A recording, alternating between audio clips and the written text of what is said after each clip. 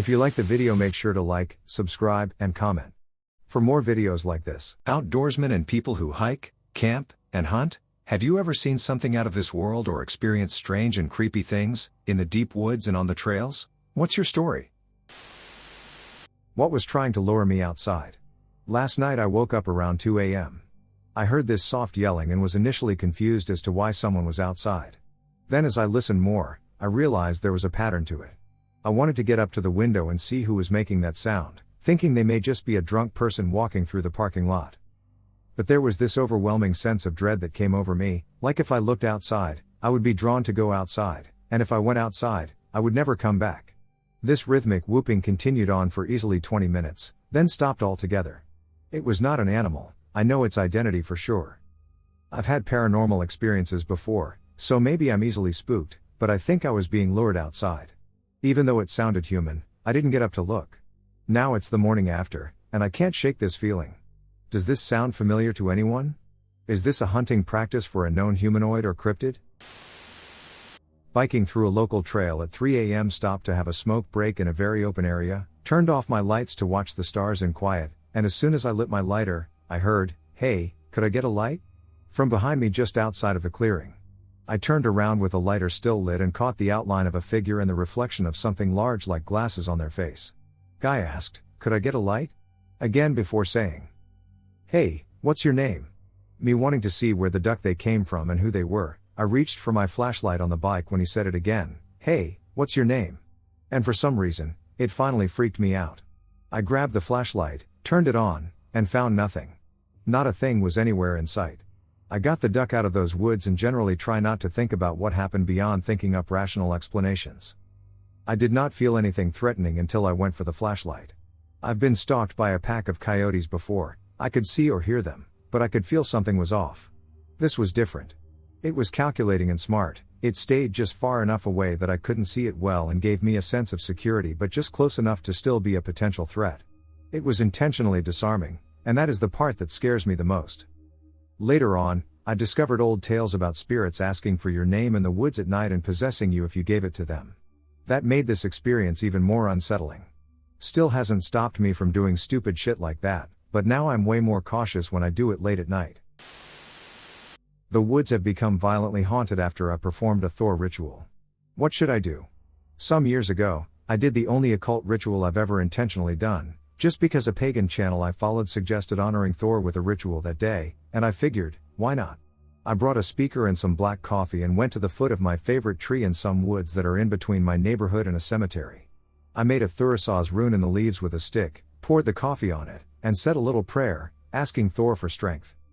I started playing some alpha affirmations with the speaker and meditated at the base of the tree as the sun set behind the horizon. Soon, I remembered that I hadn't worked out that day, so I got into push-up position, and as soon as I was about to do a rep, my speaker lost power while a large branch simultaneously broke further down the trail to my left, behind me.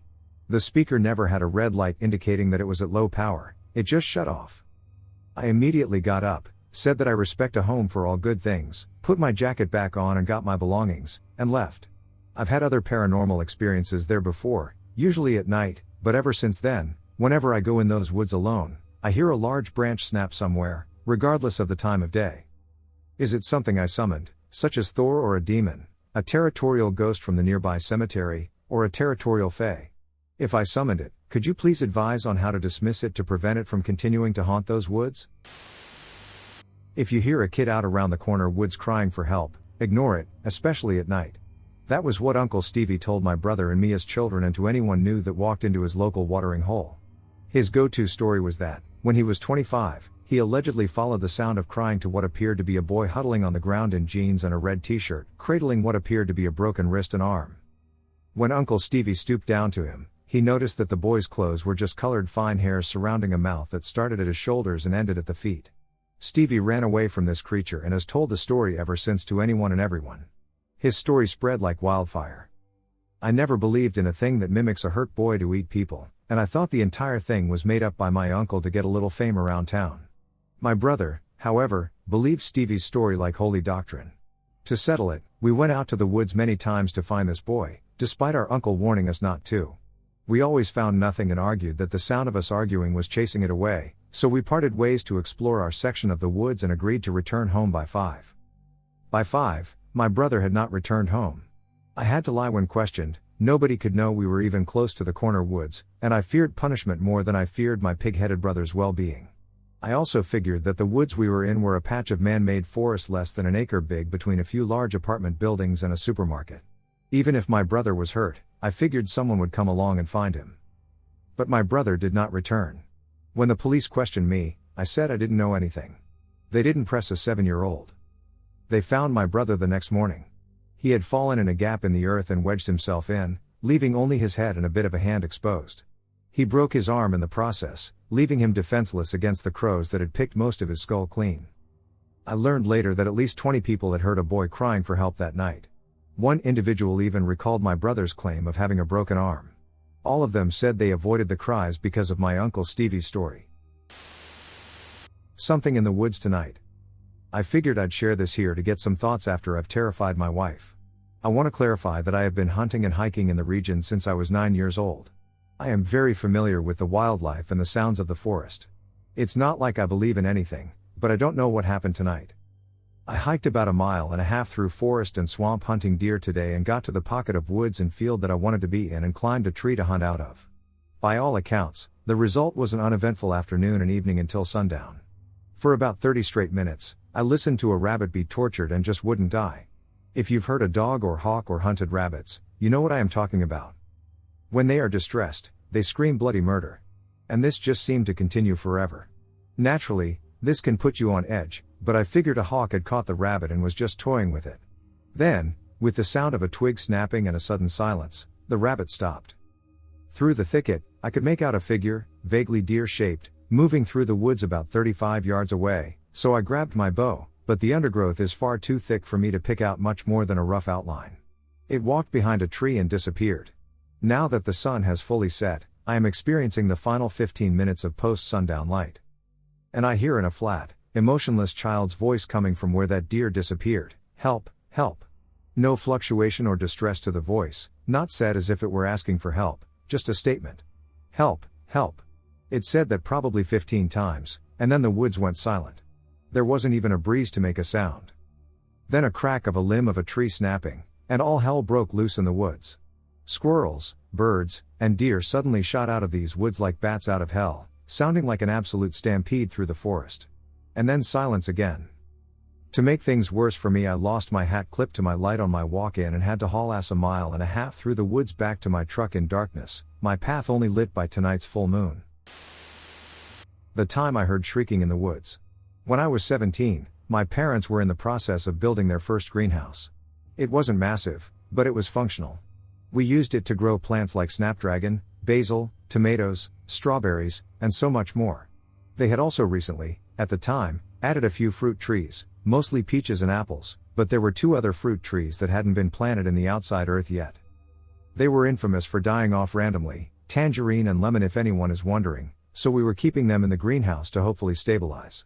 One shelf of the greenhouse contained the plants that my teenage self was obsessed with and subsequently cared for: 4 potted dusty millers, 3 potted purple-white pansies, a succulent, and a mimicry plant that looked like a horseshoe. Still have no idea what the hell plant it is. Next to the greenhouse was a little fenced patch of dirt that my mom planned to use for crops once they began sprouting. For some context, I've lived south of the Appalachian Mountains my whole life. It's close enough that I'm afraid to leave my house at night, but it's also far enough that I'd never personally heard anything before this incident. I always take my dogs with me when I venture outside, important. One of my big dogs, War, always wears a GPS tracking collar because he can and will disappear for hours, and it's terrifying to think we might never see him again, critical. This kind of collar has a GPS feature that warns him against leaving the yard. Now to get into the meat of the story. It was about 6 in the afternoon on an early spring day, so the sun was relatively low in the sky. I was inside the greenhouse, watering my shelf of plants.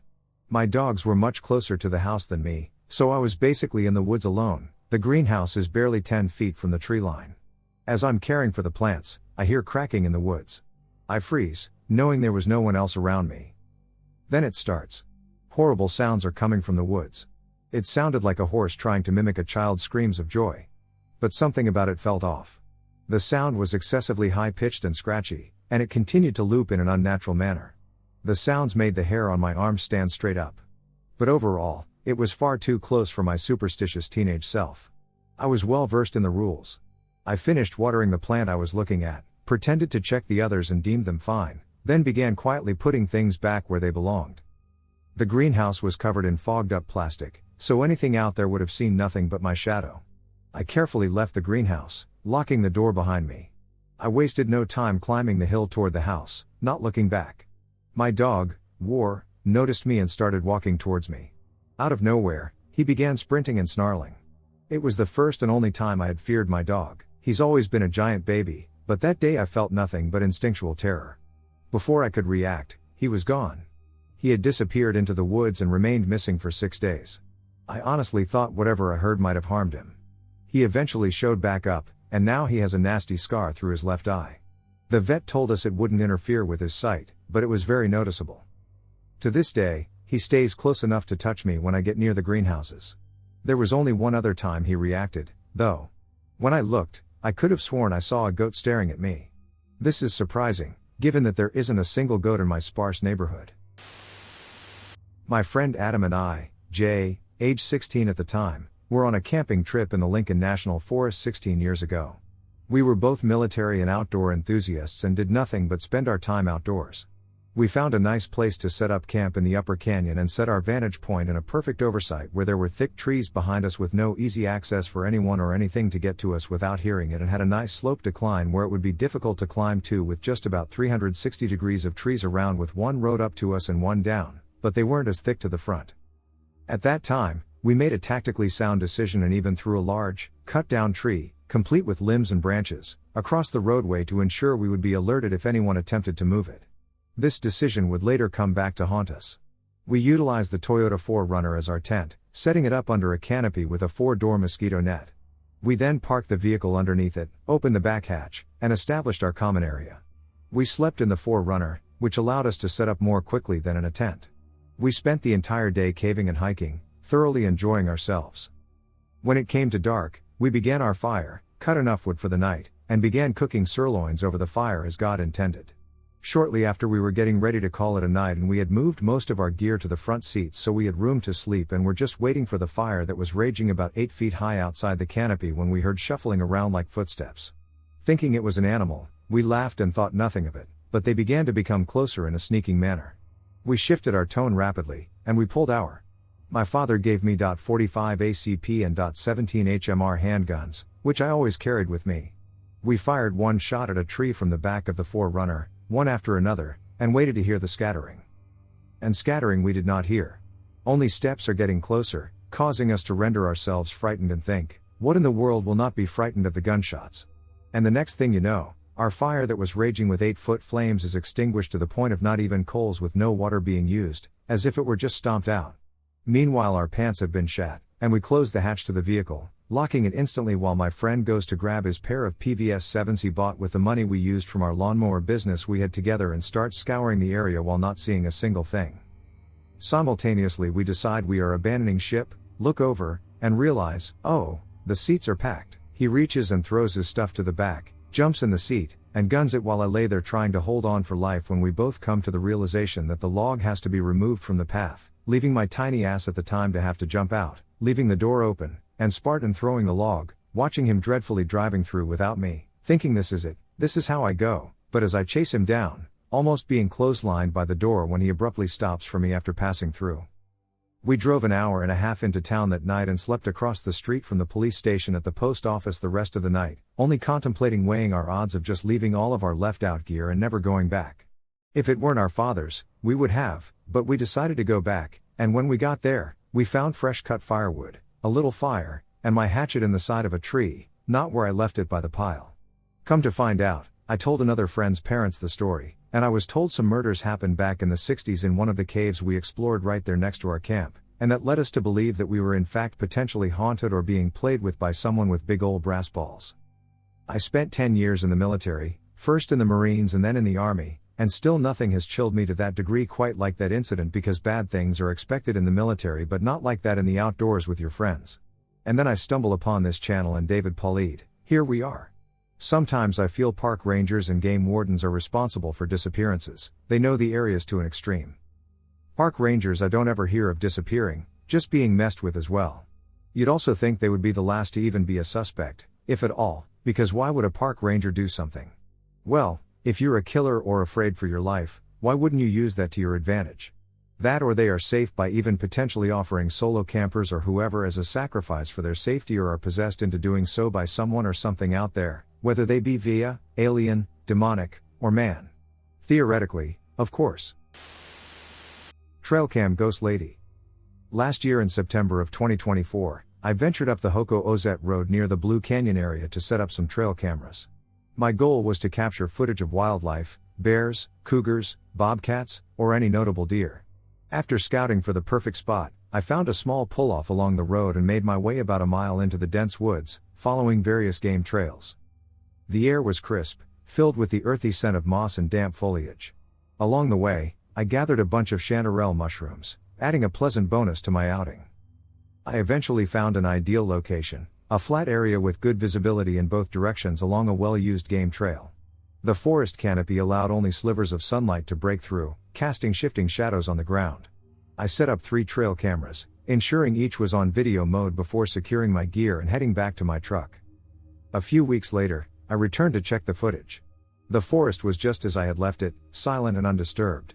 To my surprise, 2 of the cameras had captured nothing whatsoever, while the third had recorded only 4 pictures instead of video.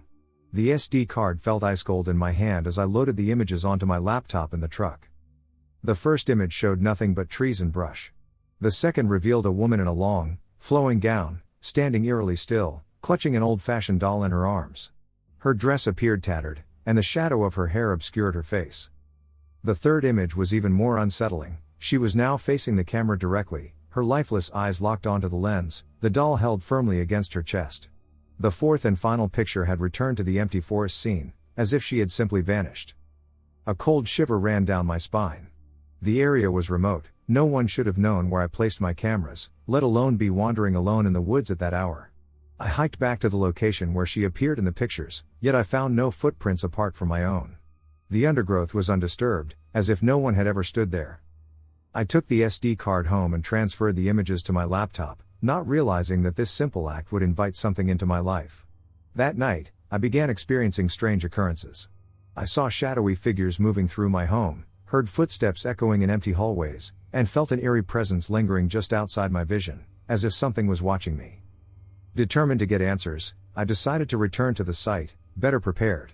This time, I brought additional trail cameras, perimeter alarms, and chem lights. I set up my hammock in the center of a protective ring of cameras and alarms, carefully marking an exit route. The forest felt heavier this time, as if it knew I was there. My plan was to stay overnight and witness whatever was out there firsthand. As darkness settled, the woods fell into an eerie silence. Not even the usual nighttime sounds of crickets and owls filled the air. Armed with my night vision scope, I kept watch, scanning the surrounding trees for movement. The hours passed uneventfully until just after midnight, when everything changed. A rapid succession of deafening booms filled the air, boom, boom, boom, boom, relentless and overwhelming. My immediate thought was gunfire, an attempt to scare me off. But as I took a breath and assessed the situation, I realized something far more disturbing. Every single one of my perimeter alarms had triggered at once. A deep, primal fear took hold. My hair stood on end as I grabbed my pack and rifle, heading for my exit point. I didn't walk, I ran. The thick brush clawed at me as I sprinted through sticker bushes, stumbling and falling multiple times. My legs burned, my lungs screamed for air, but I didn't dare slow down. My only focus was reaching my truck. Bursting through a patch of ferns, I suddenly found myself tumbling into a ditch, chest deep in the cold earth. The scent of damp soil filled my nose as I clawed my way out, my pulse hammering in my ears. Finally, through the darkness, I saw my truck gleaming under the moonlight. I reached for the door handle, and then everything went black. The next thing I knew, I was sitting in the driver's seat. My pack and rifle, which I always stored behind the driver's seat, were inexplicably behind the passenger seat. My hands were shaking as I gripped the wheel. 3 hours had passed, yet I had no memory of what happened. Shaken to my core, I sped home and immediately collapsed into sleep. The exhaustion was overwhelming, as if I had run for miles. A few days later, I returned one last time to retrieve my remaining equipment. The air felt oppressive, as if the forest itself was warning me to leave. After I removed everything from that spot, the strange occurrences at my house stopped. The shadowy figures, the footsteps, and the eerie presence, they were all gone. To this day, I don't know who, or what, appeared on my trail cam. But I do know one thing, I won't be going back to that spot again. It was trying to lure me into the woods. Background, I'm a female, and this incident occurred 2 years ago when I was 18. The story takes place in Maine. Every summer my family and I go up to camp in Dedham/Ellsworth, Maine. It's about a 3-hour drive from my house. The camp itself is about an hour from the nearest town. I've been going to this camp my entire life, my family owns it, and have never had an incident like this happen before. I was watching TV in the middle of the night, both of my brothers and my parents had gone to bed. I heard a noise coming from the kitchen and realized that the dogs needed to go outside to do their business. So, I took my brother's 2 pit bulls and my Affenpinscher, a tiny dog, outside after turning on the porch light. I walked around to the front yard, and I let the dogs off leash. It's so incredibly dark in the woods in Maine that the porch light really only illuminated the porch and nothing else, so I tried to keep an eye on them. I was momentarily distracted when I saw a loon, wild bird, on the lake. When I looked back, I noticed that the pit bulls were both looking at something in the woods. I couldn't see what it was, but I assumed they'd seen a squirrel or a raccoon. It was then that I realized I didn't see Alfie anywhere. She's an awfully small dog, and she's completely black. I called for her a few times and heard some soft whimpering in the same spot where the dogs were looking before. I took a couple of steps in that direction and called for her again, worried that she may have gotten her paw stuck between the rocks or gotten stuck in a snake hole. Suddenly, I felt something moving behind me. I quickly turned around and looked down, only to find it was Alfie. She'd been staying close to me the whole time, I just hadn't seen her. So naturally, I was thinking, if Alfie is here, WTF is in the woods? I took another step forward, and the pit bulls began to growl. They were slowly advancing and were now on either side of me, looking right into the blackness of the woods. I quickly picked up Alfie and began to back away cautiously. I'm not sure what I thought was there, but there are many animals in Maine, and I figured the dogs knew better than I did, since I couldn't see anything. Right as I turned around, I heard the most absolutely bone-chilling thing I've ever heard in my life. Coming from the direction of the woods, I heard someone call Alfie's name. It sounded like it was attempting to mimic me, but the tone was completely off. The voice sounded really distorted, and it almost seemed to wail. I freaked the duck out and ran inside with the dogs.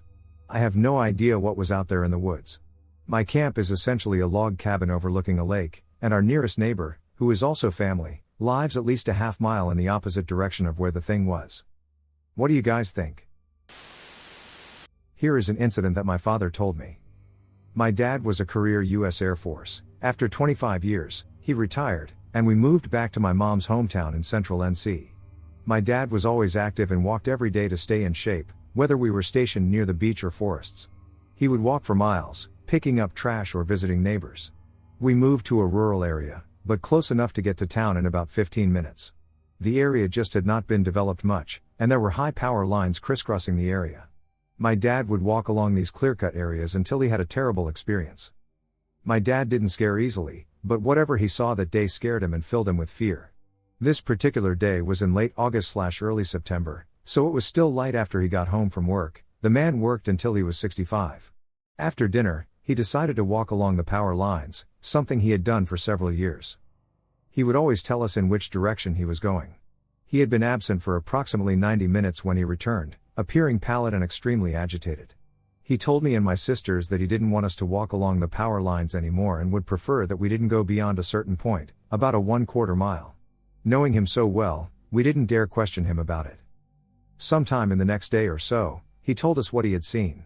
He had walked to where the power line crossed a major highway, as usual, and was walking back. He said the entire walk back he felt like he was being watched. We called it his spidey sense. This area was all piney woods and no houses whatsoever. At this time, he continued to smoke cigarettes, paused to light one, and then turned around to shield himself from the wind. When he did this, he looked into the woods, and there was a dark, black shadow figure 50 yards in the woods staring at him. This shadow figure had red eyes and, when it snarled at him, yellow fangs. My dad said he felt evil fill the air and was terrified. My dad always wore a gold cross on a chain that his mother had given him many, many years ago for protection. My dad put his hand on the cross and kept it there while he walked home. He said the shadow figure followed him but never came out of the woods and never got any closer. When he got to within 1/4 mile of the house, the shadow figure dissipated and vanished. The air felt safe again. My dad didn't scare easily. He was a Korean and Vietnam veteran and flew reconnaissance flights over enemy territory, but whatever he saw that evening terrified him. He never walked that way again. There were 2 ponds on the property, and while we were always comfortable at the pond close to the front of the house, none of us really liked to go to the other smaller pond, which was close to the woods where Dad saw the shadow figure. He never saw the shadow man again, and he always felt like he wasn't supposed to see it when he did, but did so by accident. About 30 years ago, the property was sold to a developer, a large church was built, and an apartment complex was built. Part of the land is still undeveloped because it belongs to the utility company. I have no urge to go walking along the cleared area. The mimic in the woods. I moved into the house 2 weeks ago, charmed by its rustic appeal and the sprawling woods behind it. Locals warned me about those woods, saying they were haunted. I laughed it off. Ghost stories are for kids, and I wasn't about to let superstitions ruin my love for hiking. That evening, I decided to explore. My German shepherd, Max, was antsy, his leash taut as he paced the living room. He was eager to run, so I grabbed a flashlight and headed out just as the sun dipped below the horizon. The woods were eerily quiet. There were no birds or rustling leaves, only the crunch of my boots on the trail and the occasional jingle of Max's collar. About 10 minutes in, I heard it. "Max, come here." The voice stopped me in my tracks. It was my voice, unmistakable, echoing faintly ahead. But I hadn't said a word. Max growled, low and guttural, his hackles raised. "Hello?" I called out, shining my flashlight into the trees. "Hello?" The response was immediate, but it wasn't quite right. It was my voice, but distorted, hollow, like someone was playing it through a broken speaker. My chest tightened. I tried to laugh it off, telling myself it was some kind of weird echo. But Max's growls turned into frantic barking, and I couldn't shake the prickling sensation creeping up my neck. Then it spoke again. "Help me." It was my voice, desperate and pleading, coming from deeper in the woods. I froze. Every rational part of me screamed to turn back, to run, but the sound tugged at me. What if someone really needed help?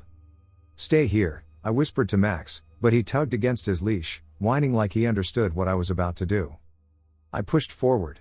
My flashlight's beam shook as I swept it through the trees, following the sound. The woods opened into a clearing, and that's when I saw it. It was me.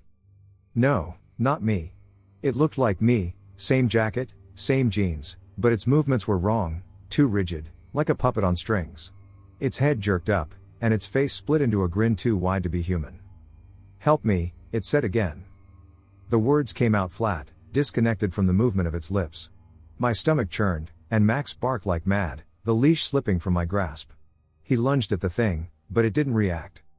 Instead, it tilted its head, studying me. "Who are you?" I croaked. "Who are you?" It repeated in the same tone, but its voice was changing, warping into something guttural and inhuman. The thing dropped to all fours with a sickening crack of its joints, and my blood turned to ice. It began to crawl toward me, its limbs too long and its eyes glinting in the faint light of my flashlight. "Stay," it rasped, its voice nothing like mine now. "Claire, stay." I bolted. I didn't care where I was going, as long as it was away. Max raced ahead of me, barking furiously.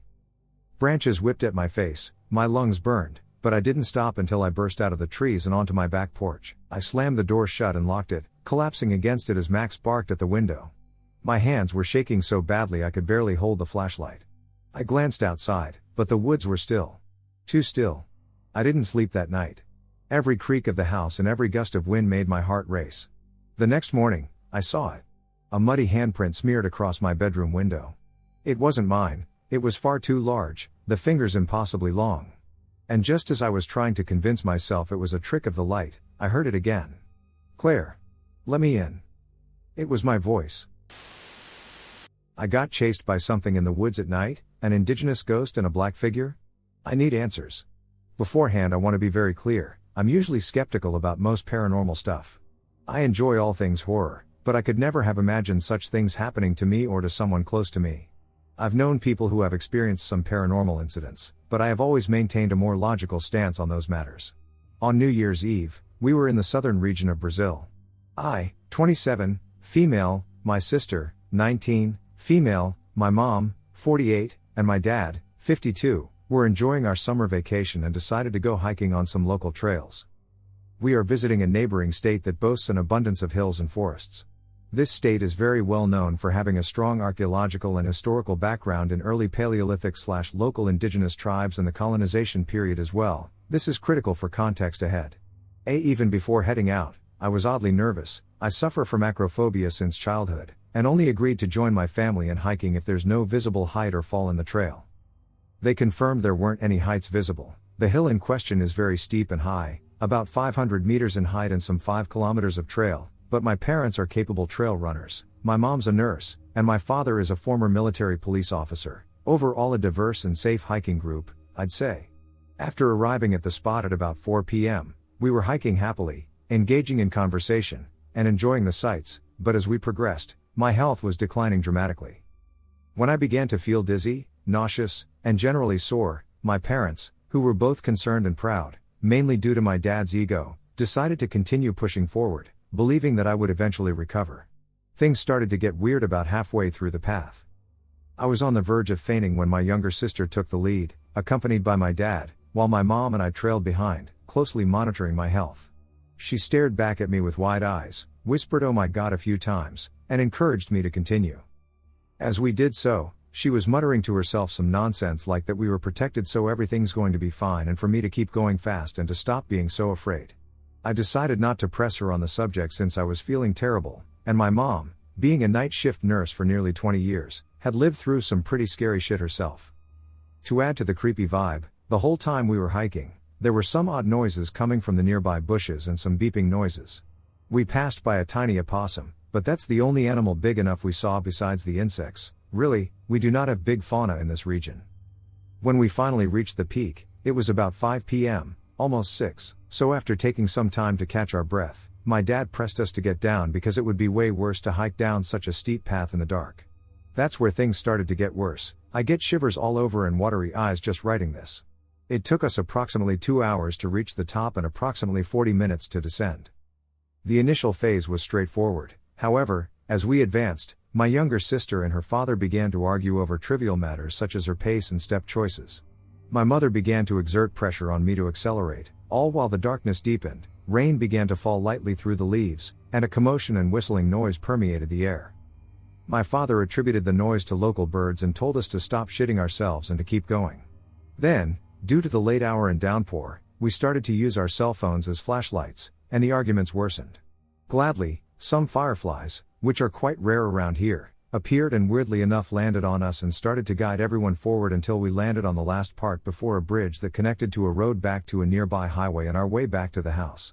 Feeling fragile, I cried upon seeing a firefly for the first time. As we reached the last portion of the trail, my mom suddenly stopped dead in her tracks, and then I saw it. A figure in the middle of the trail, black and crouched. It looked like a silhouette of a man, scrawny and without any features. Even in the dark, we could see everything, our faces, the trees, and the ground, but that thing was pitch black. To avoid frightening anyone, we feigned oblivion and begged my father to guide us with his flashlight. As soon as he pointed at the location, the figure vanished from sight, and we stealthily ran back to civilization. Only when we got back on the highway did I ask my mom about what she saw in the woods. She told me then that when she said "Oh my God" back then, she saw an indigenous man wearing a mask, but he was pale and very thin, and the mask didn't look like anything from the local tribes. The mask supposedly had banana leaves and straw as main materials, and the man started approaching us. Currently my mom pushed us forward on the trail, and she heard inaudible whispers mixed with the weird noises in the woods. Other weird stuff happened, like my sister clapping and hearing clapping back at her and a giant black moth flying into my face and then disappearing. But that's about it. I just wanted to know what those things were and if I needed to worry about seeing some things like them again. Any ideas what this could be? Maybe somebody has an explanation for this experience. My wife and I were hiking on a trail called Ocean View Trail on Mount Tamalpais in Mill Valley, California. The area is rich in Native American, gold rush, and lumber history. It is also home to Muir Woods National Monument. This particular trail travels along the ridge of the mountain and through redwood groves. It is absolutely beautiful. The fog rolls in extremely thick most nights there. It was near dusk, and we were in a wooded area where the setting sun was breaking through the redwoods and foliage when I stopped to snap a couple of photos. I had just bought a DSLR and was learning how to use it. My wife was about 20 feet behind me and nearer to the trailhead, heading back to our car.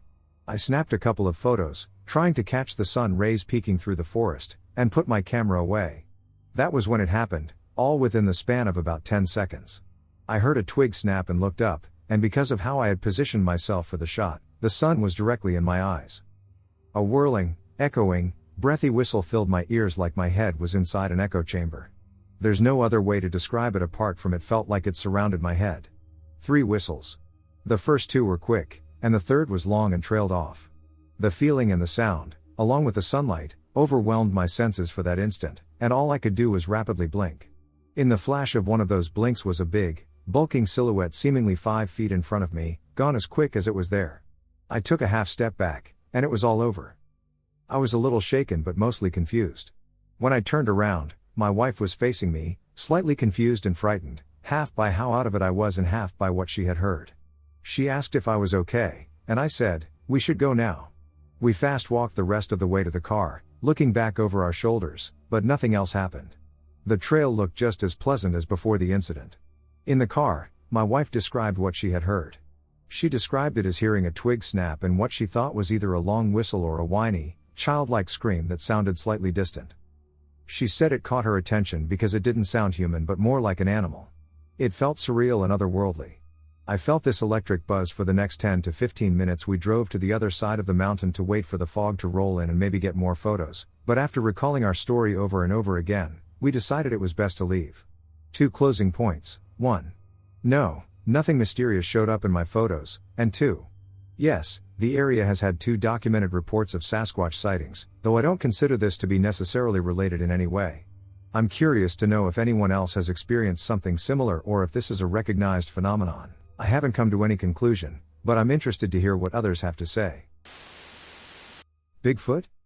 I and my grandparents always like to go to a little camping site. It's hours away from where I live.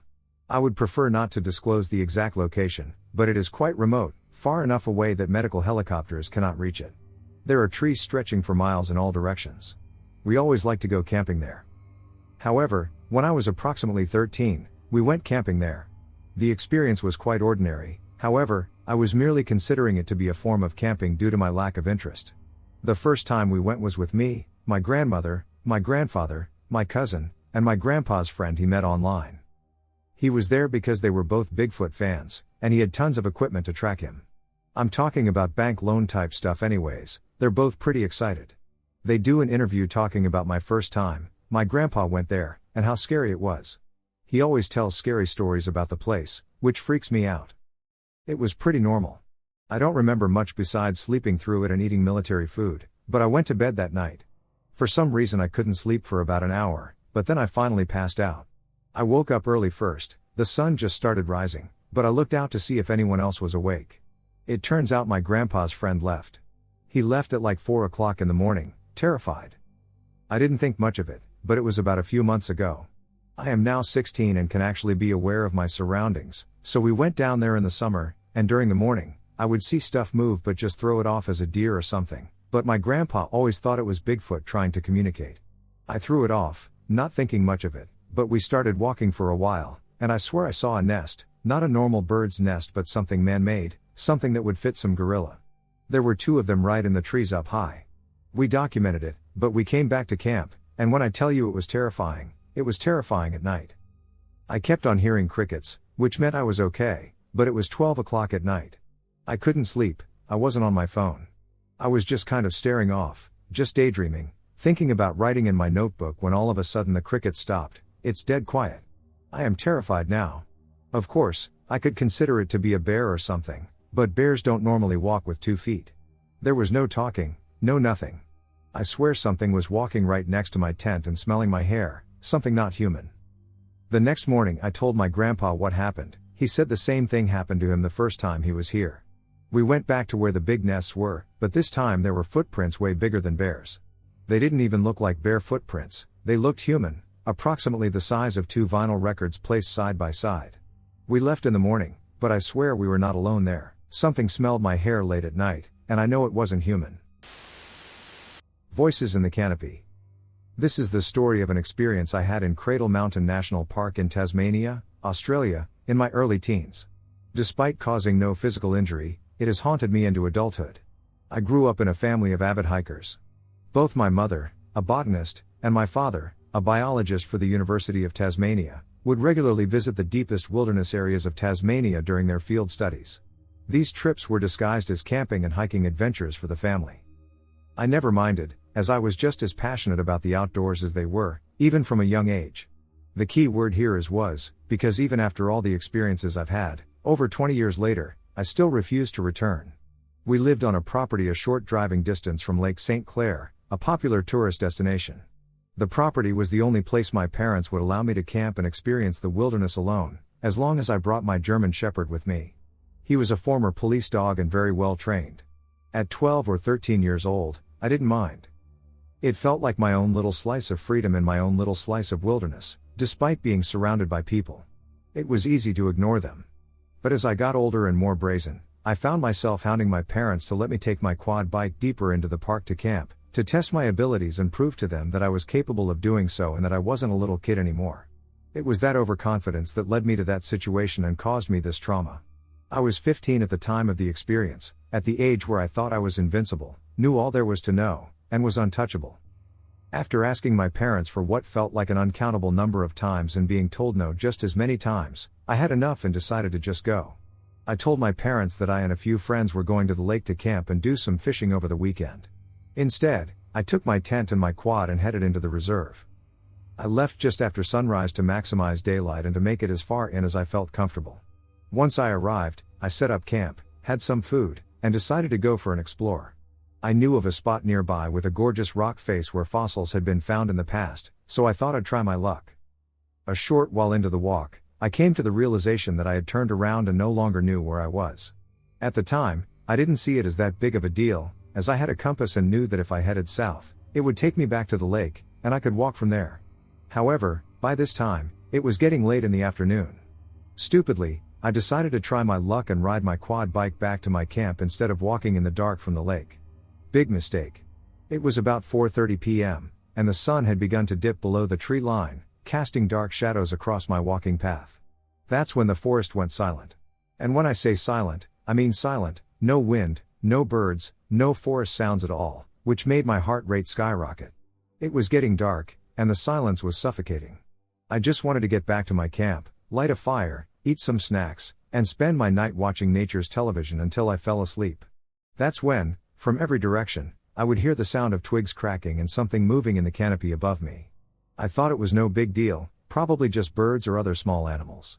But suddenly, I heard a clear call, "Hey, come here."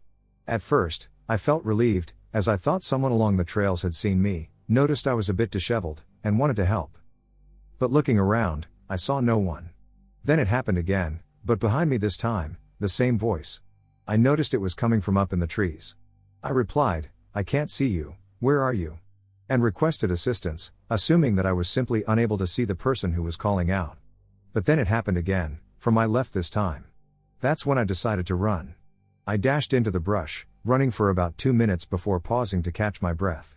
Then, I checked my compass to begin heading towards the lake. I was terrified but felt I had covered enough distance that I wasn't in immediate danger. But seconds after checking my compass and starting to walk, I heard it again, "Hey, come here." This time, it was right behind me. I spun around and saw absolutely nothing, so I began sprinting again and didn't stop. The last thing I heard before bursting out of the trees onto the lakefront was the most evil, demonic laugh I had ever heard. It sounded like 3 people laughing at once. I immediately called my parents to come and get me, told them what I did and what happened, but they were more focused on my disobedience than my experience. The moment they picked me up was the first time I felt relief, and I cried the whole drive home. I didn't sleep properly for days. My dad went and picked up my quad and tidied up my camp. Since that day, I haven't stepped foot away from the lake. If anyone has experienced something similar, I'd be interested in hearing about it, as it has drained me of my passion. I miss being away from society, but I can't bring myself to go back. Strange encounter/tent visit in the Sierra Nevadas on the John Muir Trail. I am a long-distance hiker. I have hiked the entire Muir Trail twice in both directions. I have hiked many miles of the Pacific Crest Trail, as well as numerous random trips in my time in the outdoors. I have probably a year of collective time sleeping outside in the wilderness and have hiked over 2,000 miles collectively. I have only managed to encounter 2 bears and some coyotes. I have smelled a mountain lion and heard one chirping near me. I am not a big believer in cryptids and similar creatures, but I have a story that makes me question my skepticism. In 2022 I hiked the John Muir Trail in the Sierra Nevada in California. It is a long-distance hiking trail that spans 211 miles from Yosemite Valley to Mount Whitney and takes about a month to complete. The trail is remote and located in some of the most amazing untouched nature the country has to offer. I hiked the previous year in a traditional southbound direction, and in 2022, I hiked the trail northbound toward Yosemite with my wife and a female friend of ours.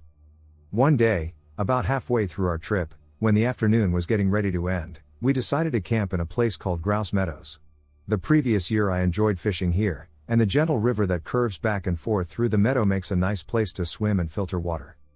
We started to make camp for the night, and I noticed a large buck about 10 yards from us staring at us. It then started approaching, and I started to yell at it just to get it away. It circled us briefly before departing in the direction we had come from. I decided I was going to go catch a few fish before the sun went down, and maybe we would have some fish tacos for the night. The girls agreed and said they would finish making camp. We split a 3-person tent, so it was easy. As I went down toward the small river in the meadow, there was a large rock near where we were camping. It was about the size and height of a 2-car garage. It was so large that you couldn't see over it. When I passed it, I noticed a young man come walking around it in my direction. I was surprised because by this time most people are already getting camp ready as it gets cold and dark fast in the Sierra. I was also a bit confused on where he had come from, as he was not on a trail. He was just walking straight through a meadow with a river running through it away from any trail. As he got closer, I noticed he was only wearing a small day pack, blue running shorts, and a white t-shirt, all completely clean. That may not sound strange, but when you are multiple days away from any trailhead that leads out of the mountain, it sure is strange. I was walking away from him toward the river, but it seemed like he was following me, so I stopped and said, "Hey man. How's it going?" He replied, "Hello," in a very plain, monotone voice. He then said to me in the same voice, "What are you doing?" I replied, "Well, I am going fishing, haha," as if it wasn't obvious I had a rod and reel in my hand. He didn't laugh. As he kept following, he said, "What will you do with the fish?" I said, "If it's big enough and not pregnant, I'm going to eat it." At this point I had stopped by a little beach on the side of the river, and he passed by me, and I felt relief. He seemed off to me. But then just when he was about 20 feet past me, he stopped and turned around along the beach and squatted down and watched me fish. Eventually, I pulled one in, and it was a good size, and I prepared to clean it, and just as I pulled the guts out of the fish, he said, "How does it taste?" And I looked over at him, waiting to hear a joke or something, and he was smiling. A terrible feeling came over me, like that hair on your neck type of feeling. I said, "Well, I have to clean it first, man. And then cook it, you know?" I said it in a way that would have come off to normal people as an "I am done talking to you, FCK off" type of way. I stuck my knife in the sand in front of me and didn't put it away. The man, after a while, said, "I'm hiking 30 miles today," and I said, "That's nice, man, have fun," and he just stood up and walked off into the meadow towards a tree line, not on or near any trail, and vanished into the woods. I went back to camp and didn't really say anything to the girls because I would rather not scare them. As night fell, we ate dinner and went to bed. I mostly forgot about the incident. I wake up. I felt woken up. I noticed both girls sitting up, and my wife said, "There is something there." I was so tired I just said, "No, there isn't. Go to bed, guys." I lay down, and so did the girls, and within seconds I heard a very fast shuffling sound, and I sat up, and so did the girls. I said, "Oh yeah, there is definitely something there."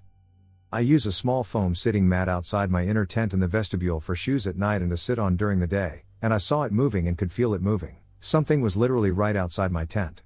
I grabbed my headlamp and our bear spray, and with my heart exploding out of my chest, I zipped open the tent, ready to battle whatever was there, and there was nothing. Not even a distant sound. It was dead silent. Like ear-ringing silence. Maybe a squirrel or something. Or that buck, I said. We lay down, and this ended up happening like 7 more times. Every time, nothing. Eventually I started to actually pass out because of how exhausted I was, and I only really remember cursing at it as I fell asleep. I woke up again, looked over, and saw that both my wife and our friend were asleep. I heard the sound again, and I got my bear spray ready and worked up my courage. I zipped open the tent. And there he was. About 15 feet away. The same guy on all fours in an almost push-up-like position. He was staring directly at me with the same face, completely silent. Then he crawled backward into the dark with a speed I can't explain. I woke up. I was so relieved it was a dream. In the morning I told them I had dreamed there was something at the tent, and they looked at me like I was joking. Our friend said, "Yeah, there was. You didn't dream that." My heart sank. I said, "What about that guy?" And they said, "What guy?" They only remember seeing that person down with me by the river, so he was real even if it was just a dream that he visited the tent. They also recalled not understanding why they fell asleep so fast when something was outside and that they felt like there was a blank in their memory before falling asleep. We all agreed that there was a general feeling of unease in that place. I don't really tell this story because it sounds fake and stupid to me when I say it to myself, but it is real. I will never sleep in that meadow again. My grandfather had an encounter with feral people in the 50s.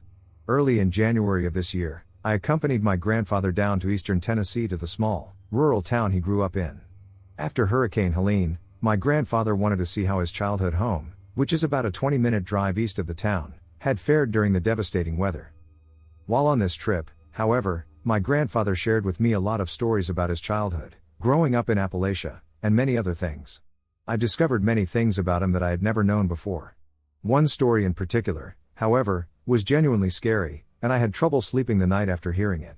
I still occasionally have weird nightmares about it. I will recount that story below. In February of 1954, a few weeks before my grandfather turned 12, some animals on his family's little farm, mainly the chickens, had been experiencing attacks. In the weeks before, they had lost 7 or 8 chickens from their flock of 30 or so. They had a small property, an acre or two, in the foothills of the Appalachian Mountains, specifically near a place called Hall Mountain. One night, during a fairly heavy snowstorm, my grandfather's family was awoken to the sounds of chickens screaming and flocking around in their coop some 70 or so yards away from the house. My grandfather and his dad, Paul, immediately jumped into their boots and coats and ran outside to confront what they believed would be some coyotes.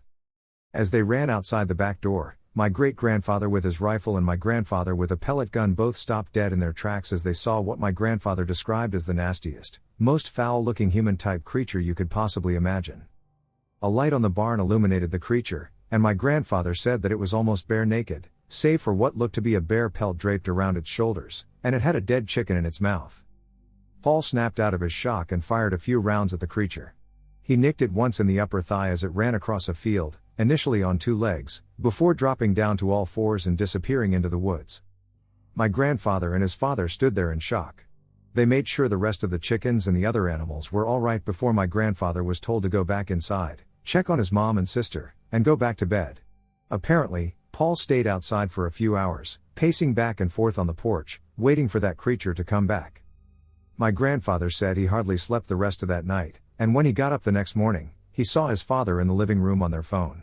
As he was eating breakfast, his father came into the dining room, whispered something to his wife, and sat at the table. When my grandfather finished eating breakfast, his mother left the room, and his father cleared his throat and started talking. "I was on the phone with your uncle. He'll be here this afternoon with your cousin. We're going to follow the blood trail that was left behind by whatever creature we saw last night. It went down into the holler on the mountain." My grandfather said he just shook his head quietly and didn't really speak the rest of the morning. By 12:30, he, his father, his uncle Peter, and his cousin Samuel were all walking northwest into the woods, following the bloody trail left behind the previous night. My grandfather said it felt like an hour or so must have passed before anyone spoke. His uncle Peter, who was much more of a hunter than Paul, stopped everyone and pointed at something slightly up the trail. The tracks led to a blood-soaked spot in the snow. My grandfather said it looked like something had just keeled over and died. What really shocked them as they approached it, however, was how it appeared like whatever had lain there had been dragged deeper into the woods. They began following the new trail that had been dragged through the snow and began noticing multiple sets of tracks that were made by bare human feet alongside the dragged trail.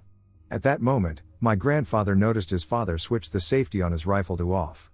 They trekked alongside the trail a little farther until they reached a small, frozen stream. On the other side of the stream, tucked under a massive cliff overhang, was a cave entrance. My grandfather said it was about 20 feet across and maybe 6.5 feet tall at its tallest.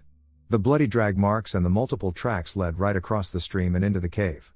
Paul and Peter told the boys to wait behind a rock, and if they didn't shout back that they were okay in 5 minutes, to run back home and call the police. They walked over the river and stood at the cave entrance before shining a light into it and slowly walking in. My grandfather said that about 4 minutes passed before they heard his uncle's voice, but that it seemed like an eternity. They saw his uncle Peter come out, and his father shortly followed. My grandfather said that they were both pale as ghosts and that they hardly spoke on the long hike back. My grandfather and Samuel begged Paul and Peter to tell them what they saw, but the two men wouldn't budge and said that they would all talk later. They all returned to my grandfather's house around 3 o'clock that afternoon, and his uncle Peter and Samuel immediately got in their truck and left without saying a word. My grandfather and his father walked in through the back door into the kitchen, where his mother was waiting anxiously. Paul hugged her and whispered something to her. She nodded and went into a separate room. Paul sat down at a desk in the kitchen and motioned for my grandfather to bring a chair over and sit. My grandfather did so, and this is what Paul told him, apparently verbatim: "Your uncle and I went into that cave, and we saw people. They aren't people like you, or me, or anyone you know. They're very different. They live deep in the woods and hardly ever leave. They are almost like animals, I suppose. You might call them wild. It seems like they've lived deep in those woods and hollers longer than anyone has ever been here. We saw the person I shot last night. He must have died. His people were giving him a burial, I believe. They saw us, and they acknowledged us. They didn't seem mad, but I know we aren't welcome back there. Tommy, do not ever go across that creek. Everything over it is theirs, and we will leave them to it." My grandfather said that was the only time his father ever spoke of what he saw in that cave. His father never went back, and neither did he. I understand that the concept of feral people is controversial and that most people don't believe in it. Honestly, I don't think I do either. I fully believe my grandfather was being honest because of the way he spoke about it, the sincerity in his voice, and the tone he used during certain parts of the story. He truly saw his father fatally shoot a feral human, and his father and his uncle truly saw a small feral community living in a cave, deep in the Appalachian Hills. I felt drawn outside into the woods at night. So I was sitting home alone watching some videos. I had been alone all day, and I had felt nothing. Then, all of a sudden, I get this urge to just open the glass door to our porch and walk out into the dark forest next to our lawn. And I got this picture of a person in my head waiting there for me. At first I just looked out through the glass door into the forest and saw nothing and just thought it was weird. And continued doing my thing. By the way, I was not looking at anything spooky to get me riled up. Then, during the 5 hours until I went to sleep, my body was shouting at me to go outside into the pitch black night. I had to remind myself not to go out into the pitch black night, as it seemed foolish to do so. The closest I got was to open the glass door and stand in the opening, wondering what on earth I was doing. In the final hour, around midnight, it began to fade away, leading me to go to bed. The next morning it was completely gone. What was it? About a week ago, I experienced an unusual dream. I was standing next to my bed, and I had an overwhelming sense that I shouldn't be in my own room. Like, I was in someone else's home, and then I started hearing footsteps like someone was approaching my closed door, and I shit you not. I got so scared during these 10 seconds of fearing that the thing would find me that I felt pure dread. I then woke up on the floor, having face planted the desk and then the floor. It was such a hard hit that I felt groggy and went to the hospital after I slept that night. Anyways, so I was reading through some comments on a post, and it ducking hit me. What if the thing that seemed to want me to go outside was actually something inside that just wanted me out? And now it slammed me into the ducking floor. Don't think I will be sleeping soundly tonight. Glowing entity in the woods. When I was 12 or 13, I stayed up late watching TV in an upstairs bedroom, while my dad was out of town. My younger sister was fast asleep at the foot of the bed, while my older sister slept in another room down the hall. I suddenly felt the urge to stand up and look out the window into my backyard, a steep hill with retaining walls, bordered by a wooden fence, with a dense forest stretching beyond it. Within seconds, I spotted a tall, pale, glowing figure in the woods. Almost instantly, it began gliding smoothly out of the trees, passing through the fence and into my backyard, coming straight toward me. I was so startled that I began gasping for air as my eyes swelled with tears while my heart pounded out of my chest. I stumbled across the room, threw my weight against the door, swinging it open before desperately scrambling down the hallway and bursting into my older sister's room.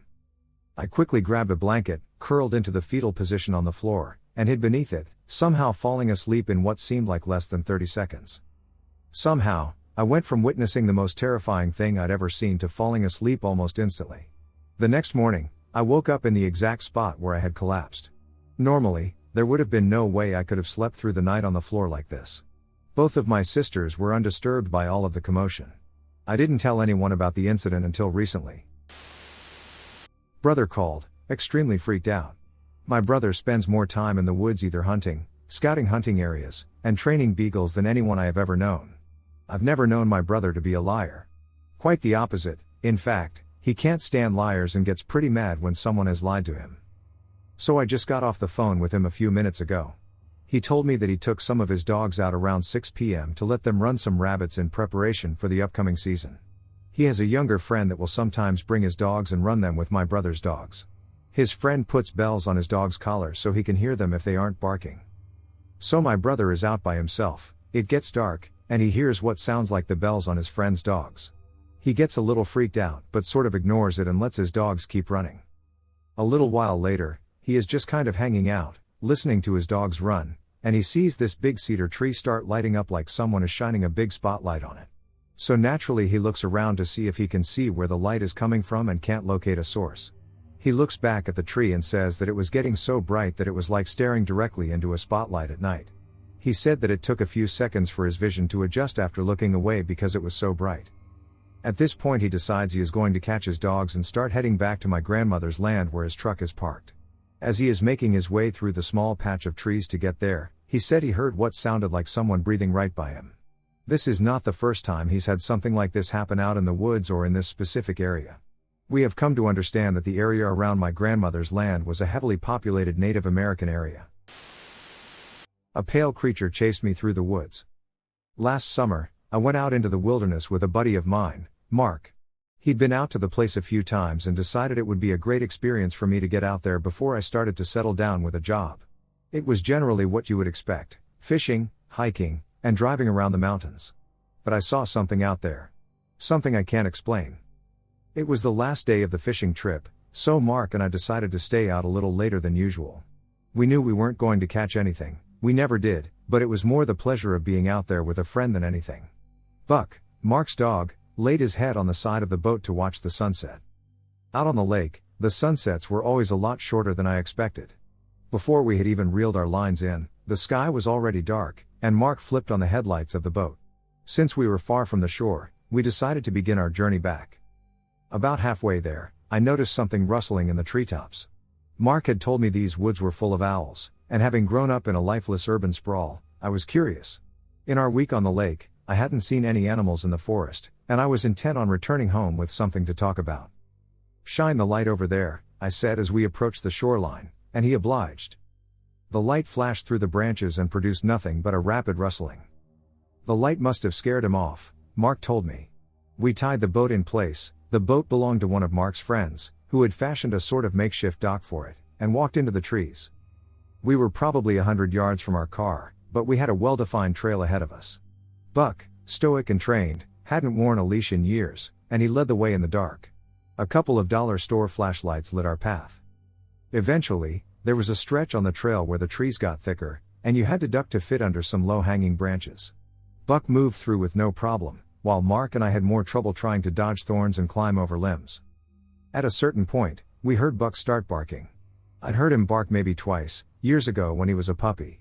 This was a sort of ungodly howling that followed him as he darted into the woods at full speed. "Buck!" Mark called after him, but it was too late. He shone his flashlight into the thicket. "We can't see anything like this, let's go in there." We made our way through the bushes, feet getting tangled on roots. Buck's howling was still audible somewhere in the distance. "I just don't know what could have set him off like that," Mark told me. "Since I got him, I trained him as a guard dog. He never loses control. Maybe he heard a car out on the road. Or maybe he's chasing that owl. No, you know Buck. He doesn't do that. This isn't like..." Mark lost his footing and let out a yelp that pierced the silence of the forest, sliding down the side of a shallow hill. The fall didn't look too bad, but he had taken it at an awkward angle and hurt his knee. "You okay?" I questioned him as he stumbled to his feet. He took a few strained steps before leaning on a tree for support. "I don't think I can keep moving through this." He swatted at a woody vine. That's fine, that's fine. The trail's not too far back. Just get to the car, I'll grab Buck. Call me if you need me. Mark gave a pained wave, and I kept moving. Immediately, I felt uneasy. Mark knew this area much better than me, and I instantly recognized how useless I would be on my own. I did my best to follow the sound. After what felt like 10 minutes of aimless meandering, I finally found Buck. He was staring intently up the trunk of a wide oak tree, his barks growing raspier as he wore out his throat. I called him to me, but he acted as if I weren't even there. He snarled at me and began pulling on my jeans when I tugged at his collar. He returned to staring up the tree. I raised my flashlight and looked up through the leaves. My heart sank. From between a mess of branches, a pasty, impossibly thin face stared back at me. I could describe it in great detail if there were any features to note, but the face simply appeared to be stretched skin with two small, beady eyes. A wide mouth completed the picture, lacking teeth and lips. I fell backward and started to run. Buck was no longer intent on hunting the creature and sprinted ahead of me. I could hear it leaving a wake of rustling leaves. I could feel its presence bearing down on me. And all at once, my nostrils were filled with a thick scent that reminded me of mildew. Every other step, my arms were getting shredded by thorns.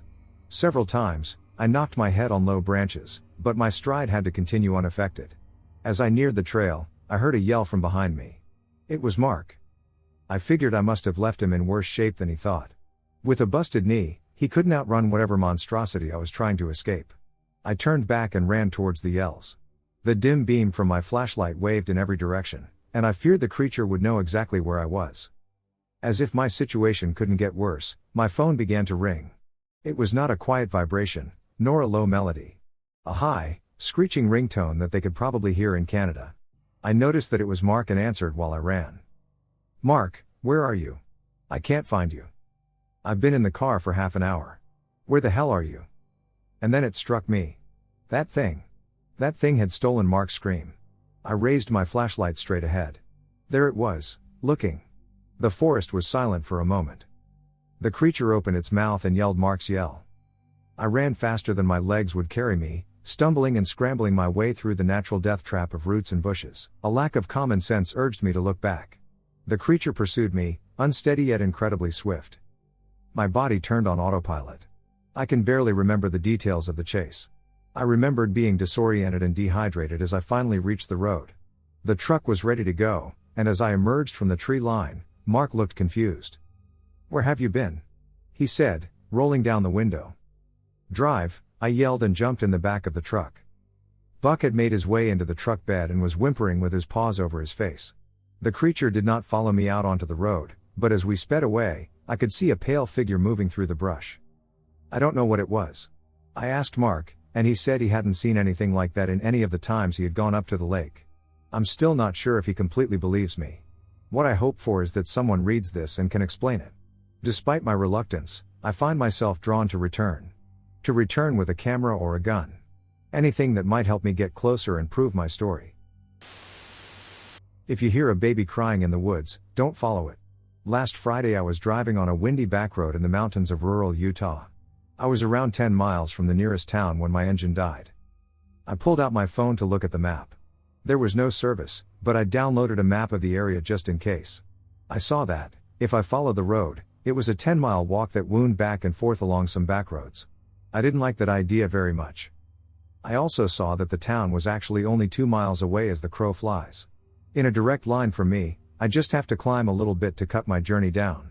I shot a look up the mountain, left a note on my car saying what I was doing, and set off through the brush. That part of Utah didn't have much underbrush, just some scraggly bushes and the occasional tree clinging to life in the dry soil.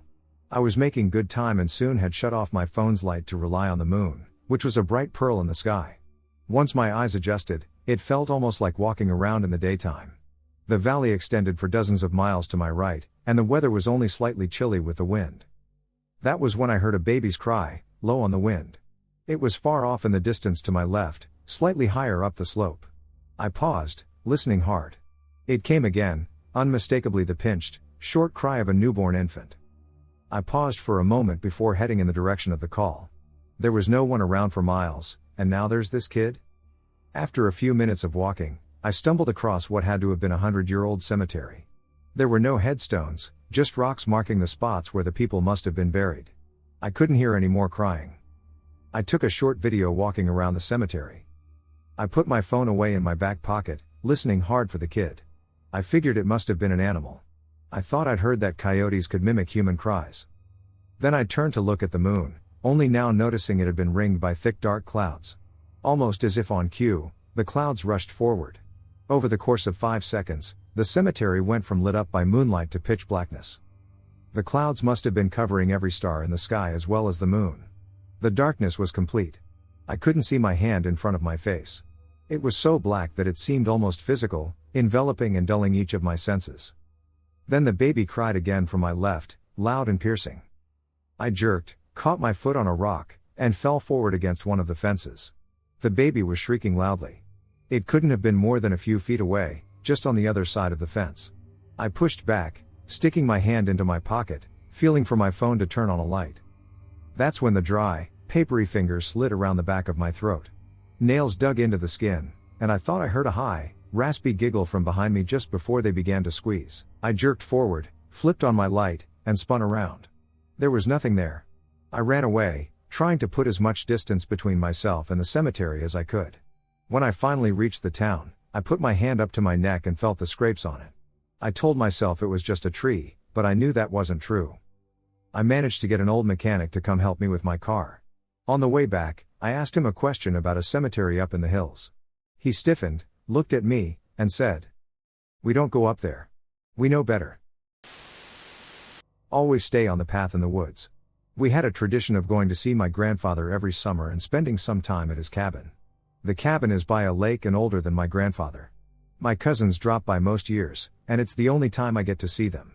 The cabin is a load of fun for a child spending their carefree summer. We fished, swam, and learned how to clean fish for cooking. The one thing I disliked about the cabin was that there was no indoor bathroom. There was a shower set up outside. An outhouse a few steps off into the woods was the worst thing about the cabin. I hated using the outhouse. Bugs always took over the inside, and I had an irrational fear of something reaching up to grab me if I sat down. We begged my grandfather to get indoor plumbing. He tried his best. So far, he only got a tub hooked up, but his water heater could only handle so much. We were banned from using it in the summer. The place is barely holding itself together. It would be cheaper to buy a new cabin than to renovate it. We still went every year, always forgetting the negatives until we finally arrived. Even my father expressed dissatisfaction with the outhouse, although he didn't voice many complaints. My grandfather also had a rack of hunting rifles and one shotgun. He taught all of us never to touch them and to respect the weapons. He left the cabinet they were in locked, his guns unloaded, and the ammo hidden somewhere in the cabin. He took no chances with the guns around a bunch of kids. He threatened to whop our ass if he ever saw us touching them and told us it was because he loved us and didn't want an accident to happen. I asked why he kept the guns. I didn't see him use them very frequently aside from shooting a deer or two. I would see him go off into the woods while we swam with a rifle on his shoulder, but he normally never came back with some animal he shot. I didn't think he would kill something to waste it, leaving it behind. Did I think he was a bad shot? He may walk slowly, but his eyesight was better than ours. He always knew what might be going on.